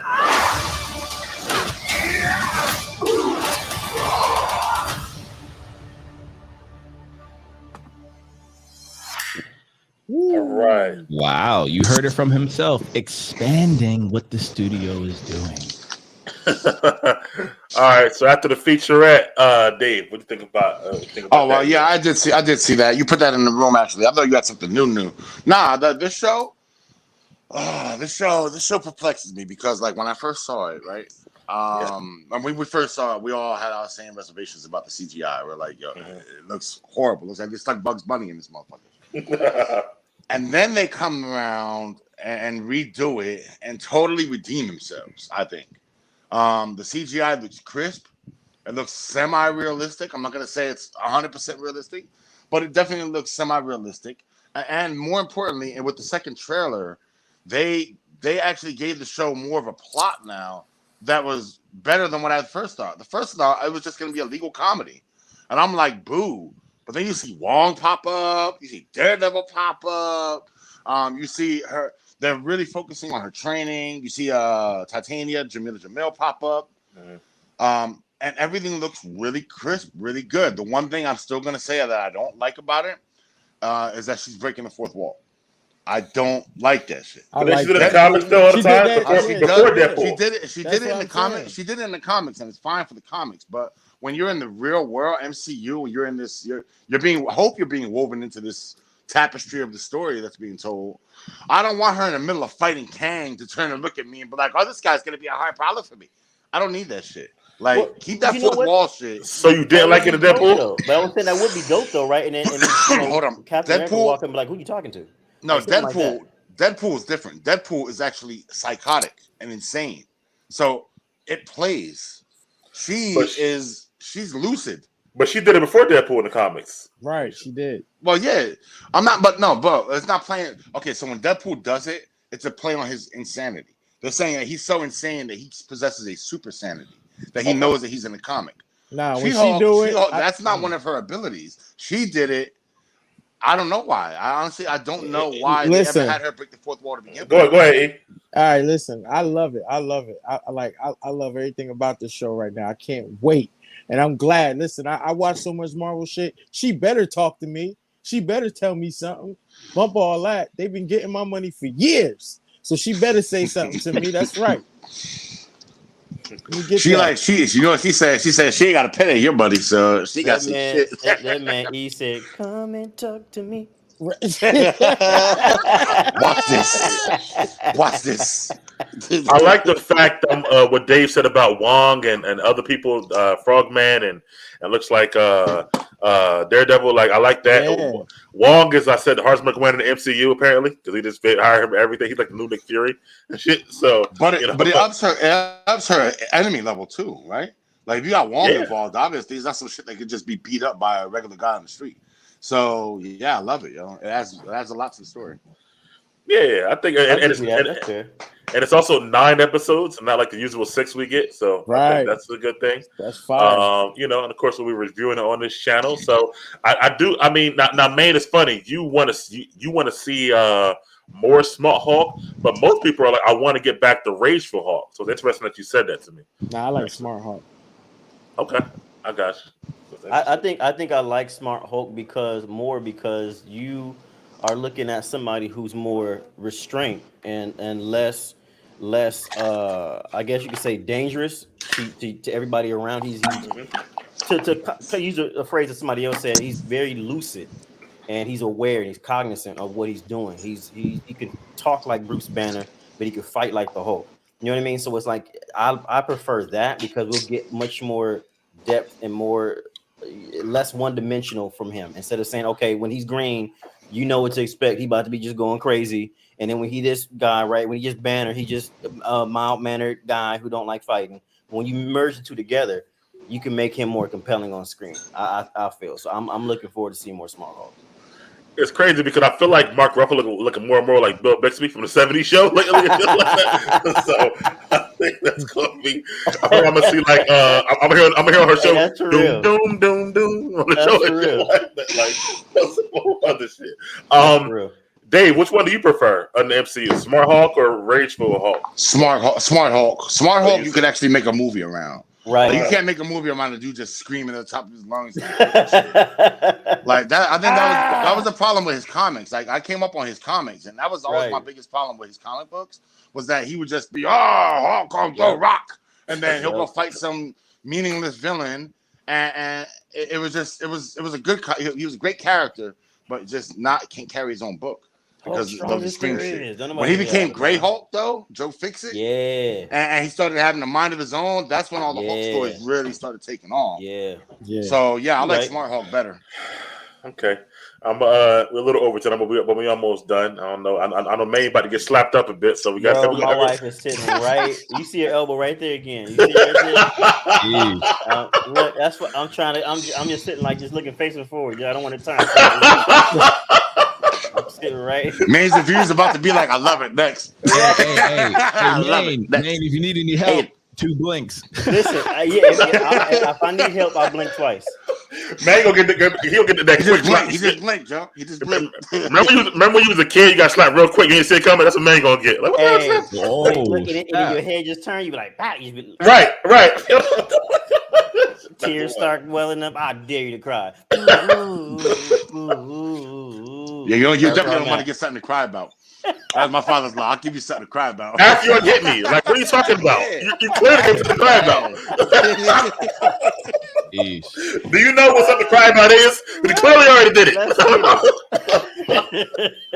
But no, she actually she recording some footage of me, so she wanna. All right, cool. All right, it's a perfect thing to move on to, man. The last we're gonna talk about Phase 5 in a second. We've got to talk about the end of the Phase 4, which Feige did announce at Comic-Con, his own words, that Phase 4, thank God, but it's ending with Black Panther: Wakanda Forever this November, which is coming out. So Josh laughing, thank God. But so of course I cannot not have on my channel our reaction to this trailer, which I'm sure we all seen, but unfortunately I'm gonna play it again. So we can move on to what up, One Star? Yeah, when yay, my man, yay. You already know what it is. No woman, no cry. Little darling, don't shed no tears. No woman, no cry. Good friends we have, and good friends we've lost along the way. In this great future, you can't forget your past. So dry your tears, I say.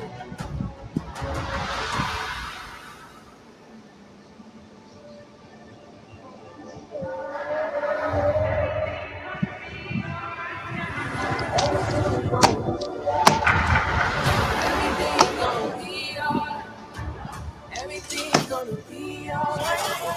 Everything's gonna be alright now. Everything's gonna be alright. Everything's gonna be alright. Everything's gonna be alright. Everything's gonna be. I am queen of the most powerful nation in the world, and my entire family is gone. Have I not given everything?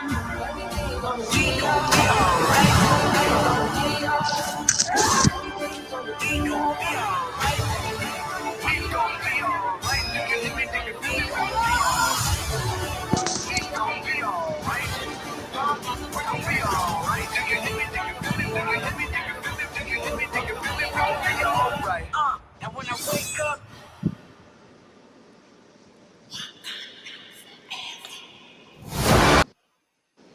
All right.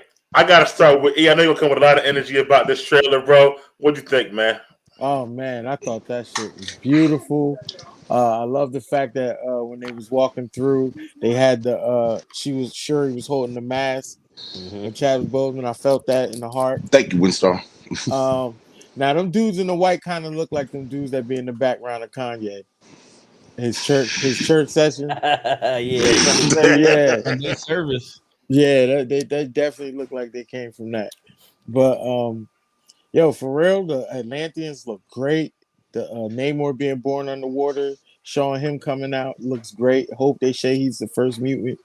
I liked it. I thought it was well done. The black and gold suit.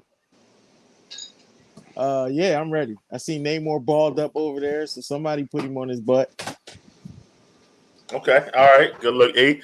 Josh, what's your thoughts, man? I know you watched it, so come on, Josh. I mean, I'm not gonna lie. The first thing I thought of was, where did all this water come from?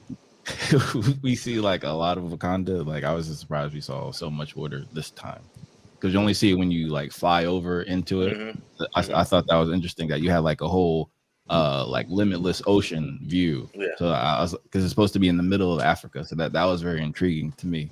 But in terms of the trailer, as E said, incredibly artistic, very very well done, especially with the the music score. I thought that was fantastic. Yeah, they had that that little remix. I'll probably download that later. That was gonna be all right with that song. By Marley and Kendrick, yeah. Right. So absolutely. And then it's just I'm just very curious how they're going to do everything with Chadwick and our RIP Chadwick. So I'm just curious to see how everything's going to be, who's actually in the Panther suit. I guess I understand Namor because he's similar to Aquaman in that he only cares about his actual people as opposed to what's going on above him on Earth, who's polluting his ocean anyway, type of thing. So I can see him being an anti-hero, obviously, and it'd probably be in between Wakanda and maybe Doctor Doom. I think that'll be interesting. So we'll see. All right, I'm saying main for last on this. Dave, how you felt about this trailer and your thoughts on the movie coming up, bro? This trailer was everything I had hoped to see. Extremely beautifully well done. Score, absolutely. This is gonna be the pick. I guess that defines Phase 4, or it's gonna finish off Phase 4. So they're making sure that they go out with a bang. Well, I'm not really sure who's gonna be the Black Panther. I was saying it was gonna be Shuri up till about yesterday when I watched the trailer like 8 times already. So me too. I watched like 20 times already. Yeah. But I noticed that that Angela Bassett says her entire family is gone. Meaning Shuri must have died too. I think that's also a mystery. I think she might be kidnapped. I don't know. I don't think she's dead though. All right, so in that particular case, I guess Shuri could still be. But after that, I was like, yeah, it's gonna be Nakia. I definitely can't see them bringing. I'm going with Nakia. I'm going with Nakia too, man. A little bit. She on my top tier. Shuri was there until I started really, I guess, overanalyzing what she said. And I'm like, her entire family. So Shuri bought it too. Like, and I'm really curious as to how they're gonna kill him off. Are they killing him off through the sickness? Is it gonna be in retaliation, like what's going on in the water? Let me save T'Challa thoughts for after me get main thoughts on the trailer. What do you think about this main of the trailer? You know what? First off, I saw the trailer the first time, and I had to watch it again because, for one, loving music and loving film, I took it in for it being just that instead of really like dissecting it and really taking in what it was. So I had to watch it again, and I'm gonna say that it was really, really like Josh said, artistic, and I loved the storytelling. There's still a story that was being told in that. It felt almost like a subtle, if not so subtle, tribute to what was lost and to what, like, the new direction, like where this movie's going now, and what kind of effects or after effects are going to be felt after the passing of T'Challa and everybody else in the family. I think as far as the person in the suit, man, I think that it might be Okoye, and here's why I think so. I think it might be Okoye because as the person who is over the Dora Milaje, who else would it be in that respect? If you were to say, okay, we get that it's passed down to descendants and everything like that. I also think that Shuri may not be in the capacity at this point in the movie to be able to handle what comes with that. She can probably fight, but she ain't no Dora Milaje. You know what I mean? And I think that Okoye will be able to take that mantle, even temporarily, to be able to further that and also help the rest of the people defend, their nation against this impending threat, being Namor and and his people. So I think that's who that might be. But Namor and everybody, I love Atlantis. I love the story in general of Atlantis, and I think that's a really interesting take on Namor.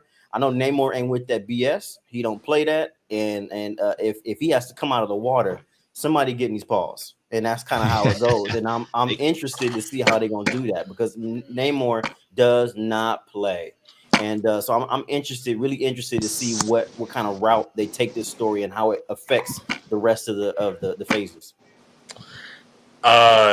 I think it's top 5 trailer in the MCU, honestly, like of all the trailers. I think it's phenomenal. It's up there with like oh man, you're shaking a lot of trees on that one. There was some good Marvel trailer. The first Avengers trailer was crazy. I also like Age of Ultron too. Yeah, I'm going top 5, bro. In my opinion, we can talk about that another show. Okay. Whatever. But I think It was still phenomenal. You know, whoever edited it, they really did a great job. I felt Phenomenal. like putting it together with the music, with the score. That was awesome. I felt like at that moment, I didn't think about any type of controversy because the trailer was just so dope. I love how Neymar looks and how they're gonna do that. And if you look at it, they show like how like he can breathe on land, but his people can't. They got to wear these breathing apparatus. Yeah. So I think that's pretty cool. Him being the first mutant, you know, in Marvel. I hope they do. I mean, since we already got mutants now with Kamala Khan, quote unquote, they should say that. I was just about to correct you, Mike. You know, I was about to come in with that shit. Actually, I know. By the way, E, they're not Atlanteans, they Talakans. Yeah, Talakans, which is crazy, Stupid. but it don't bother me. Okay. Nah, it makes sense because DC already beat him to the Atlantean stuff, so it would definitely makes confuse sense. fans, Dave. I agree with only if you look at it as a race. I mean, that's true. I think that there still should have been. It shouldn't be like you shouldn't have to TM or have the exclusive rights to use Atlantis. You know what I mean? That's kind of how I feel about it. But I mean, it's the same thing with New York, though, right? Is this why DC you'll never see New York City in DC? Yeah, that's right. I feel that. They only got Metropolis. But I feel like places like that. That's Though, in South they should Jersey. be kind of like off limits like that in a way. You know what I mean? I don't know. That's just me, but I get it. Yeah. I get it because if you got like for casual fans, right? If they watch Black Panther, I'm like, okay, he's from Atlantis. Then they watch Aquaman 3 months later, like, oh, that same Atlantis? It's gonna be confusing. I feel that. But but like that Atlantis we saw 3 months ago was way better. Exactly. Bro, I don't know, bro. Aquaman Atlantis was dope, yo, in the movie. You better like the movie. Atlantis was dope. Man. Theirs was dope, but to me, the way theirs looked in the trailer looked accurate, like how it would really be. It'd be dark. It'd be. I think it would really look like that. Okay, I got you. Now, as far as the Dora Milaje looks wonderful, of course, and of course Angela Bassett did a great job. She aged, yo. She does not. No, age. Angela Bassett doesn't. Yo, she looked the same as she did in the last 25 years in every movie. Bro. Yeah, man. Yeah, like that line she delivered was like phenomenal, bro. Bro. That's just That's not turn up the light. I ain't want y'all to see me like man, right? It's okay. You had onions. Yeah, man. Now to Maine's point, right? The thing about it is, if it is Shuri, and I'm not saying it is, but they're gonna have to sell me that she can go toe to toe with Namor. Because, like I said, the suit don't give you power, and Namor fucking the for purple 100 gives you years. power. Yeah, it don't give you combat skills though. Killmonger burned them all, so I don't know what's gonna be the workaround for that. I'm very remember. Supposedly she's making a new version of it. Remember, T'Challa has spent years understanding several martial arts. Shuri wasn't doing that shit, so you got to help me understand how the fuck she can beat Namor. Shuri seemed like she knew how to fight them. Because in the comics, Shuri was definitely doing that shit. Yeah. Shuri was looking at T'Challa do that shit, and then she was doing it. She was early on being raised to be a Dora. Well, maybe in the MCU, we'll see or whatever like that. But they're not to still sell me on that. But besides that, my vote is honestly for Nakia. Maine said, Okoye. Josh, who you think it is in the suit? Might be someone that we're not even considering. And by the way, I think Nakia is a great shout because we rarely see Lupita in the trailer. So I wonder if that's going to be like a nod to that. I think that's a very interesting choice. Shuri, I agree with Big Mike. I mean, she's like Tony Stark in that you're not brawn, you're brain. You get me? So this version of Shuri, I'm not saying that's the case in the comics, but this MCU was it 616. This Shuri right here, she's all brain, no brawn. Respectfully, this is why she had to make her own vibranium weapons, long range weapons. She ain't coming up close quarters. Which ain't do shit to Killmonger. He walked right past that shit. But yeah, we seen when he walked in on her fixing up the vision. He just backhanded her ass, and that was it. She was out. Exactly. That's why I'm saying I don't know. Sure, and of course everybody wanted to, right? We wanted it to be, but when you look at it like that, like she ain't like Josh said, not this one. I'd be okay if it was Okoye, yo.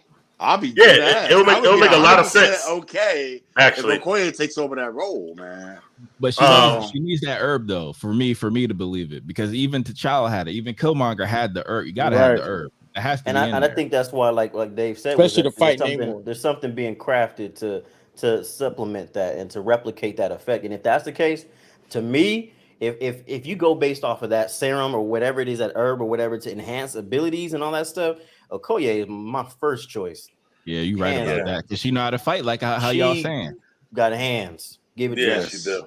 Who you think it is though? Who'd you guess? All right, so I'm thinking it's Shuri because when you look on the suit, I paused it so many times. When you look on the suit, like them gauntlets she had when she was firing, it has them same cat mouth gauntlets on the sleeves of the suit. So that's the only reason I think it's her. But if not, I hope it's Mbaku. Not it, Mbaku. Ain't no way that was Mbaku's body, bro. Mr. Duke is a big dude, bro. Wait, hear me out. The trailer could be a whole misdirect like they did with the Hawk and all that shit. It's not even about the big dude. Mr. Duke don't believe in the technology. He don't even really like them, the royal family. He don't believe in the technology in Mbaku. Nah, his body type. That is not that body type, bro. We don't know what's going on after he faced Thanos. I mean, that's true. But when he went up against, when he jumped off that boat in the trailer, going at Neymar, about to get chipped probably, he had that primitive weapon, so that stick and shit like that. Yeah, he did have that stick. So I don't think he gonna be like, yeah, man, this bone hammer ain't working, man. As soon as that shit break over Neymar head, and Neymar look at him like, he gonna be like, yo, what's up with that Black Panther suit? Right. I'm saying. He gonna look at his hammer. All have Black He'll Panther look at the suits. hammer and be like, he'll turn around and be like, Shuri. Y'all don't think Mbaku could be king of Wakanda? Man. Hell yeah, I do. He was my pick. If I had to choose, bro, that would be my pick. Wait, if he's gonna be king of Wakanda, that means he's gonna have to use that. I don't think so because he had the opportunity and he said no. Right. And when he started the film, him being ultra ambitious and challenging the king, then he had the opportunity. Wakanda wasn't a threat though at that point.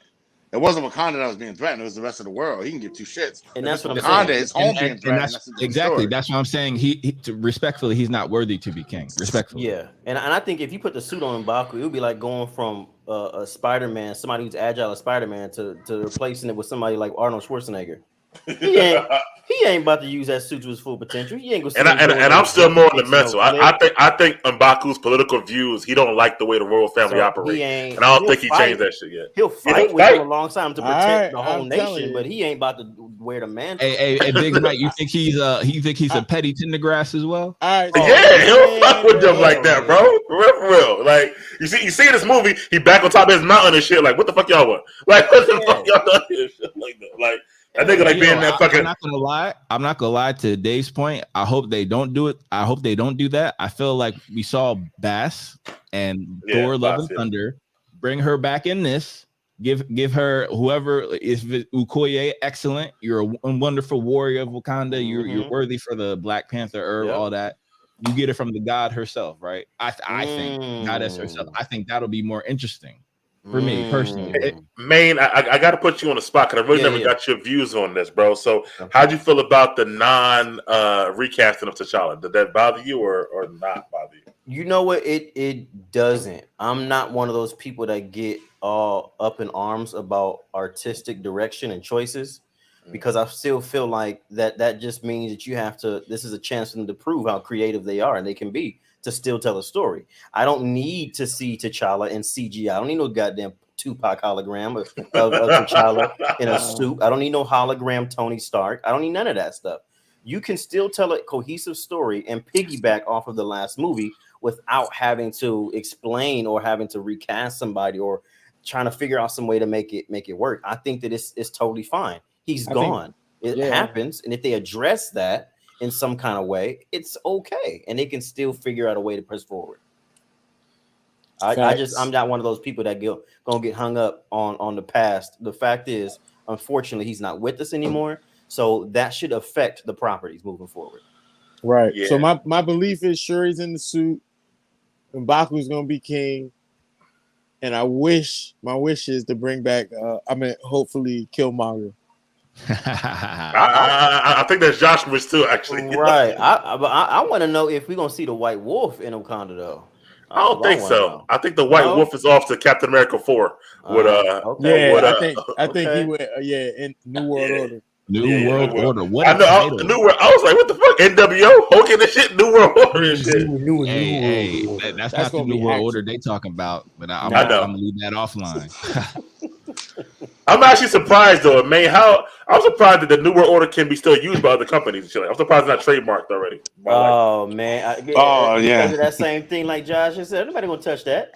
No one's touching that. It's today's point. It's like New York. You can't, Ain't or nobody gonna touch Atlantis. that. Who It shouldn't be. Everybody's like, let Marvel take it. I'm not touching that. Go I ahead, got Disney, take it.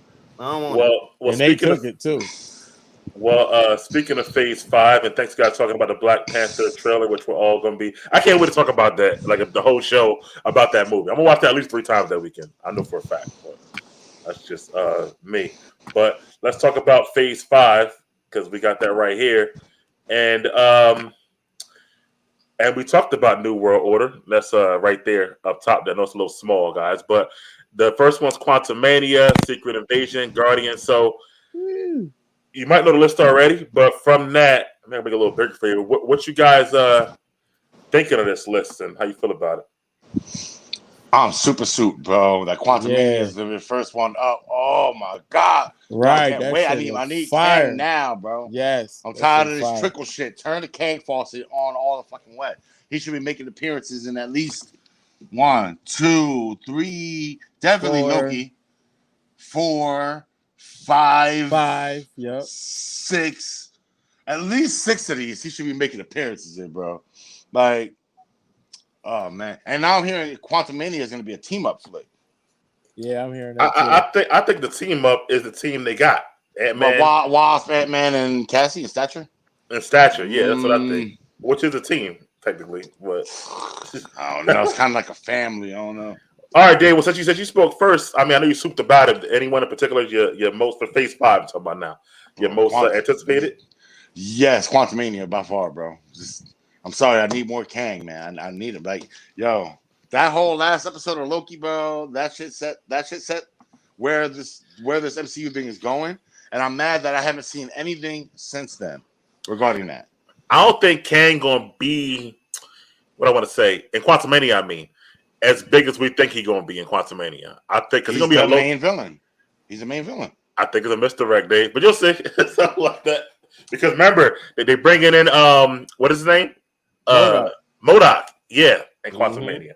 So I think he's gonna be in it to kind of tease future Kang, but not be like the main villain. I'll be happy with that. Nah, see, I don't want him to be in an after credit scene. I don't want the part that I saw online. No, he in the movie. He in the movie. Yeah, sure. I want to make sure he's in the movie. Like, I want to see Chronopolis. I want to see the TVA inside of Chronopolis. Like, I want to see it all, bro. I'm here for it, bro. Let's go. Let's go. I'm here for it too. I feel like we're gonna get a bunch of different Kangs. So I feel like this Kang is gonna be the big bad in this movie. And even if he dies or loses, there's gonna be other Kangs. I agree with that, but I don't know if it's gonna be the big bad. I think there's no way MODOK is bigger than Kang. No way. And MODOK is known for, like, there were stories with Kang and MODOK and them where, like, AIM was like doing shit, stealing tech from the future. And they found out it was Kang shit. I'm waiting for the MODOK show to start season 2, man. That MODOK show was actually. I don't think it's not going to be one. It's not happening. I don't think it's not happening. And I don't think Scott and them can really defeat any Kang. Honestly, I think he really just a tease Not for by the next himself. Kang. Not by himself. Not even all 3 of them little motherfuckers can beat Kang. That's what I'm saying. Nah. I think he's gonna be like. I think they're gonna want to warning others about Kang. I think Scott Lang's gonna die in Quantumania. I heard that too. That he might die. That's gonna be the precipice for all the Avengers coming together. Here's how I see how this pans out, right? Just looking at all of these movies and projects, and you're saying that you want to have a strong Kang presence, which it will have. The fact that they have an Avengers movie called Avengers Kang Dynasty tells you everything you need to know. Right. He ain't going nowhere. And whoever they decide to put up against him, either gonna be put in the dirt or they're gonna run away and wave that flag. Right. Since you already just spoke there, any other movie or show? We got Quantumania, Secret Invasion, Guardians, Echo, Loki season 2, The Marvels, Blade, of course, Ironheart, Agatha, Covenant of Chaos, Daredevil, Born Again, which is 18 episodes confirmed, and then Captain America, New World Order. So, how you feel about? I wish they had that shit in the movie, honestly. But anyway, if they have the light, I'll be done. But anyway, May, how you feeling about any of these? I mean, what's your any anticipated one, most anticipated show for you, or? So I got a few. I got a few of them I'm actually excited about. Of course, Loki and some of the other ones goes without saying. I'm excited for Loki. Daredevil. I'm interested in Daredevil. Actually, aside from Secret Invasion, and I want to see what they do with Ironheart. Of course, I'm interested in that character. I'm actually more excited to see what they do with Echo. And here's why. If for those who may not know, Echo is the adoptive daughter of Kingpin, and she's also deaf. So in addition to that, not only is she an accomplished ballerina, she has photographic reflexes and all those different things. She's also been inhabited or has inhabited the Phoenix Force. So I want to see if they tap into that as well. So that's why I think that's very interesting, because if you tie in all these things about, well, of course you might have to tell the story about Phoenix, but if they allow Echo to show signs of the Phoenix or inhabit the Phoenix, be possessed by the Phoenix, however you want to see it, leading up to some of these other movies and other franchises and other stories, I think that she could play a pivotal role in some of these stories too. So that's the one I'm actually probably the most excited about, that I didn't know I was excited about until I sat and thought about it. Okay. Well, Echo wasn't every episode of Hawkeye, so we kind of got her backstory a little bit, man. But I know you didn't watch Hawkeye, so now I will. Yeah, so you gotta check that out. Josh, Phase 5, and what are you thinking, and what's something that you really looking forward towards? So. Now that May said that about Echo, I can totally see a romantic thing with her and Daredevil for sure. Like Romeo and Juliet. That actually happens in the comics.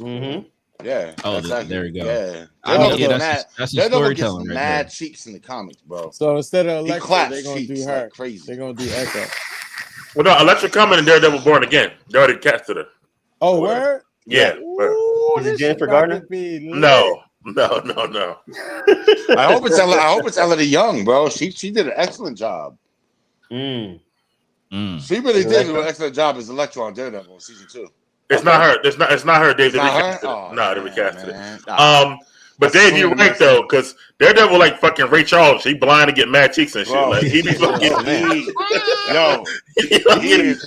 Yes. I don't know if he grabbed the wrist too like Ray Charles and shit, but he fucking gets mad cheeks and shit, yo. He rips Elektra, Black Widow, Echo. Like it don't matter. It don't matter who. Even his show, he smashed the Night Nose first. What's her name? Rosario Dawson. Yeah, he smashed her before Luke Cage did and shit like that. I even heard that he got at Madam Web too. I hope not, because in the comics, Madam Web like 90. That's not like clapping cheeks. That's like I don't know, touching rubbing wrinkle or some shit. I don't know. And did Karen have like a thing for him low key, like on the show too? She did. Of course she did. She did. They ended up kissing outside on one of their episodes. Yeah. Okay. But I don't know if he fully went all the way. I don't know. But if it was the comics, he did. Comics. That nigga. To answer your question, Mike, I am excited to finally see Kang. Of course, this is the multiverse of Kang, in my opinion. These next couple phases, especially with the 2 Avengers movies on the block. That's very exciting. I am very excited about Secret Invasion, of course, Emilia Clarke.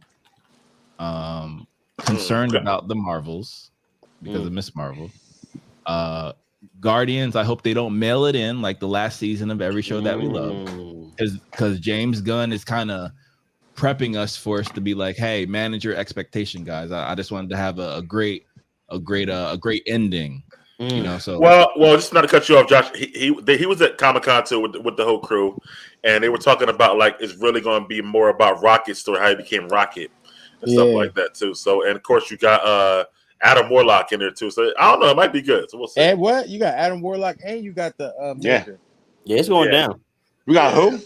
It's going down. Isn't it the Maker? Or not the Maker. Not the High Evolutionary. High Evolutionary. High Evolutionary apparently created Rocket in the movie at least or whatever. So, well, at Comic-Con he came out there too. He was talking. I know He was dressed up in full suit, wasn't he? Yeah, it was my man from Peacemaker and shit. Yeah. Chuck Woody. What is his name? Remember I told you that James Gunn said he was playing the role that everybody wanted to play in Hollywood. Yeah. Now is that true? I don't know is that comic accurate? Does he create Rocket in the comics or no? Oh, the High Evolutionary. Yeah, he's actually the mother, the temporary mother and father of the Scarlet Witch and Quicksilver. Oh wow, that's crazy. Yeah, that's crazy. Like Magneto leaves him in his care. All right, so sorry to cut you off, Josh. You can tell you, Josh. I'm sorry. And then, of course, I'm sure Drax is gonna die. Me too. Loki season 2. Loki season 2, definitely excited about that. I know Chloe is super excited about that. Ironheart, I'm intrigued to see if we see a glimpse of her in this new Wakanda Forever movie, because I know there's a connection there. Of course, Blade. Are you kidding me? Right. I didn't have to say that. But I'm Blade. And then Agatha. We'll see. it depends on like Maine said, the first 3 episodes. Daredevil, of course, off the strength. And Captain America, I really hope they stick the landing for that, to be honest. That's my biggest worry, New World Order, actually. Captain America. I ain't gotta worry. Mackie know what to do. I don't like Mackie, man. You trust fucking Papa. What's his name from the 8 Mile and shit? Papa Doc. Yeah, Papa Doc. Just Papa Doc, man. I'm sorry, bro. Hold on. You know he's definitely gonna get a War Machine in that movie? I mean, if they get War Machine, and they get, my man Winter Soldier, aka White Wolf, I think it'd be better. Mackie need help. Why haven't they even why haven't we even seen anything like War Machine related? Like, wouldn't that be like Armor Wars? That's Armor Wars. It's not going to be this phase. Never mind. But I'm pretty sure he's a secretive agent. I heard too, Don Cheadle. He is. I'm good now. I'm good. Okay. And he was in Falcon and Winter Soldier, so he was. He touching. I'm psyched for all of these because this whatever. But I think the Agatha thing. I think because it's called Coven of Chaos, you're gonna see more witches. So I think it'll make it a little better if you get more witches. I like the first title, House of Harkness. I like that shit. But but I think the Coven, makes it's gonna be a bunch of witches in there. So I think that's pretty dope. Does it take place to her original Coven, like back in time? I don't know. I hope not. They better.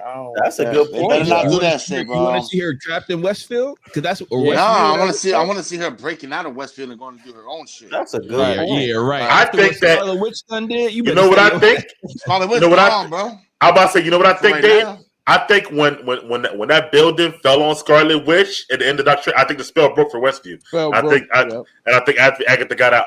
Honestly, hopefully she did, man. I don't want to. That's how they've been going back in time. Planned. I don't need a show about the 1700s. That's how they've been had that shit planned. I would tell you what would have been dope is at the end of Doctor Strange, they shoot over to a door being open and then shut, and it's kind of like you see Agatha or the door being shut, and they kind of zoom in and you see Agatha's hand. Like something like that. And the song plays. Like she left out. That would have been nice.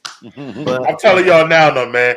18 episodes of Daredevil is a lot. I don't know if I'm gonna cover that shit every week. That's a lot of weeks and shit like that. That's a lot, yo. That's a lot. That's the big. That's fucking 4.5 months. Like that's the deepest episode. Season, like a season break. That's 2 seasons right there. Yeah, to be straight through. But I mean, that tells me. I mean, I'm happy about that, but it kind of makes me think that they're only gonna do 1 season because it's so much in 1 season. Nah, man, he's got Daredevil has so many stories to tell, bro. They probably only need to though. They probably gonna be. So what is this gonna be like a half an hour slot? Nah, that's what I think. I'm thinking it's gonna be shorter shows. That's what I think. It's gonna be shorter shows. I think it has to be shorter. You're not gonna make 18 hours of cinema. That's ridiculous, bro. Hey man, that is a lot. Moon Knight was You'll be surprised. I think about 45 minutes each episode. That's what I'm going. Remember, Moon Knight was Oscar Isaac. This is Charlie Cox. This is want that bread. Who knows? We need and that then, money. And then we might get a season 2 that said Daredevil not dead yet. You know how many cameos are going to be in that shit though? 18 episodes? Yeah.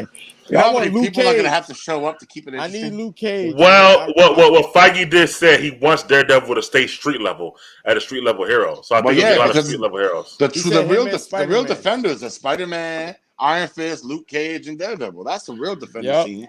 They just swapped out Jessica Jones for Spider-Man. I think you might see Spider-Man. You might see Jessica Jones in Daredevil, stuff like that. The show. I'm here for it, bro. I'm here for it. I need a Luke Cage, man. I don't care who it is. Just give me a Luke Cage. It's got to be Mike Coulter, man. Mike Coulter busy. He on the show already. So I don't know if he gonna do it. Man, ain't nobody. Marvel tech make you do crazy shit, bro. Right, I about to say. Jonathan Majors was on the show too. Remember, he was on Lovecraft Country. Yep. Before Marvel knocked on his door. They canceled the shit. It ain't even on no more. Because he left. Because he bounced. It was. He saw that Marvel tech. He was like, "Listen, Lovecraft storyline in one season." Right, it's over. Yeah, they did the novel. It's one book.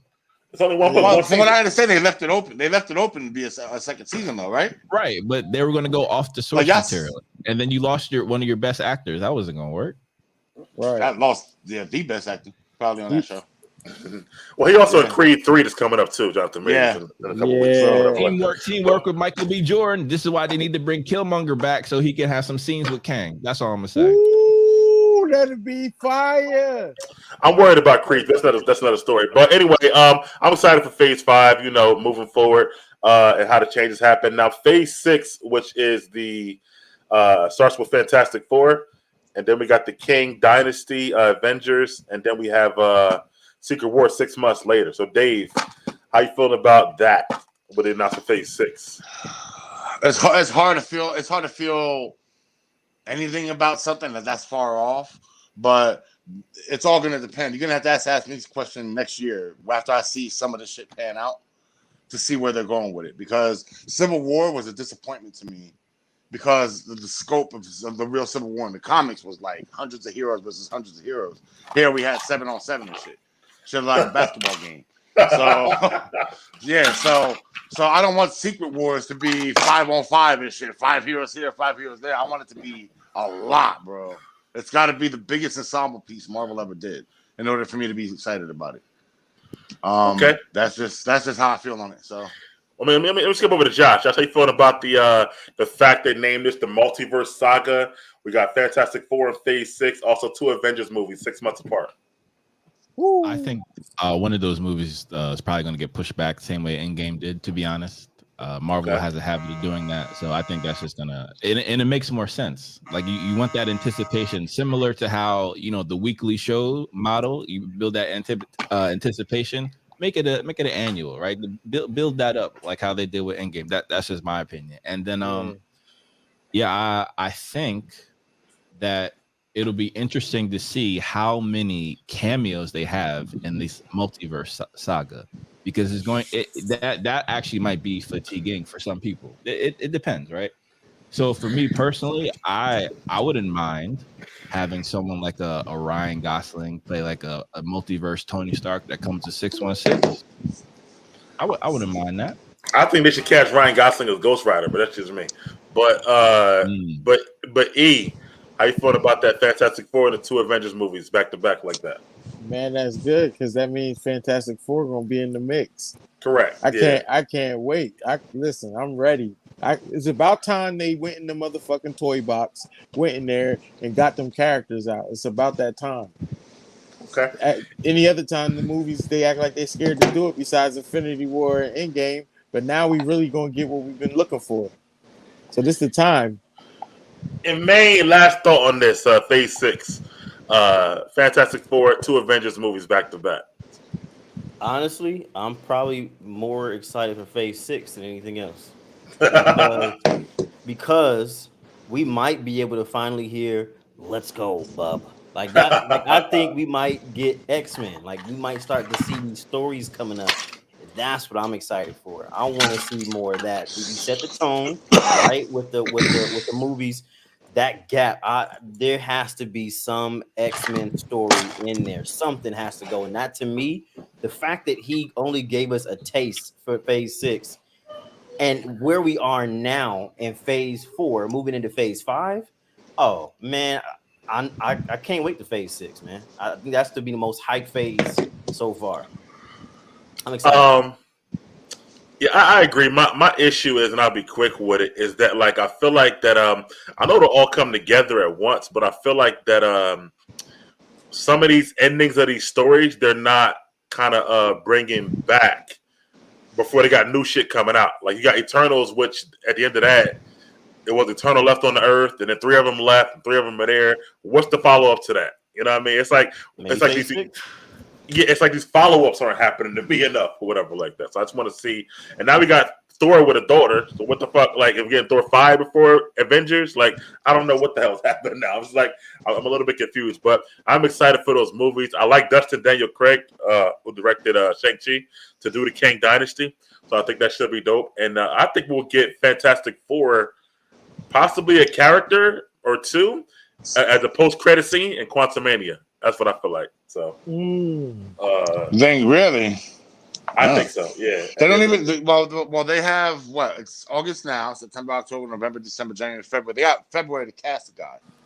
That's plenty of time. Yeah, but I mean, right now, actually, I'm calling it now. Shooting on Quantumania or no? They should have post-credit scene takes like 10 minutes. I mean, not 10 minutes. But you know what I'm saying? Like, that's not long. I think that we're going to get the cast at D23, which is in a month and a half. So, which is another big. That's going to be lit. They got to tell us something at D23. Yeah. Like that's going to be lit. Well, not if they're giving them to us. Not if they're giving them to us in Phase 6. It's right now. Everything's Phase 5. It's like this is all going to cover the next 18 months. I mean, Fantastic Four. So hold on, man, real quick. Fantastic Four is set to come out right now, February 2025. So that's really only like 2 years. They got to cast now. They got to start shooting it or whatever to come out on time. So, but go ahead, man. Honestly, like there's one movie or show, depending on how you get away with it, that I want to see, and I want to see in Phase 6.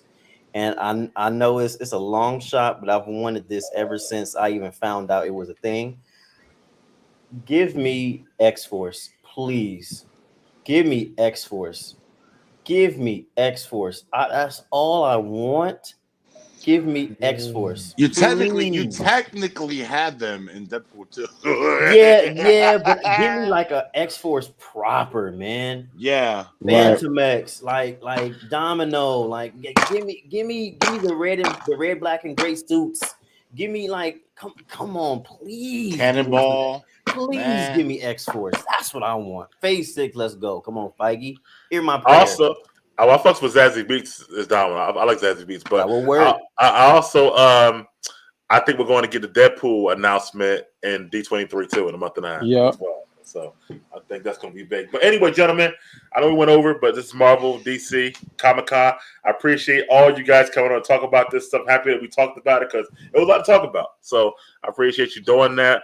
Our next time getting together will be for She-Hulk, and it'll be I'm gonna put out like a schedule because a lot happening this month. Josh, I'm gonna need you for the Game of Thrones stuff and all that stuff, and Lord of the Rings. So talk about that, of course. Dave, I'm gonna need you because we got football season coming up, and E, of course, you're gonna be on the power. E, of course, you're gonna be on the Power Show coming out in a couple weeks. Raising Canaan. So it's a lot happening on this channel coming up. Yo, y'all should get Megs on there one episode on the Power Raising Canaan show. Yeah, I'm down. Yeah, we can do that. I actually recruited another female to jump on already. So it's gonna be. Oh damn! Nice. I don't want to get E in trouble, but yeah, another female to come on already. So should be a lot of fun. But anyway, guys, thanks again, and we'll see you guys on the next one. All right. Peace, y'all. Peace. Peace.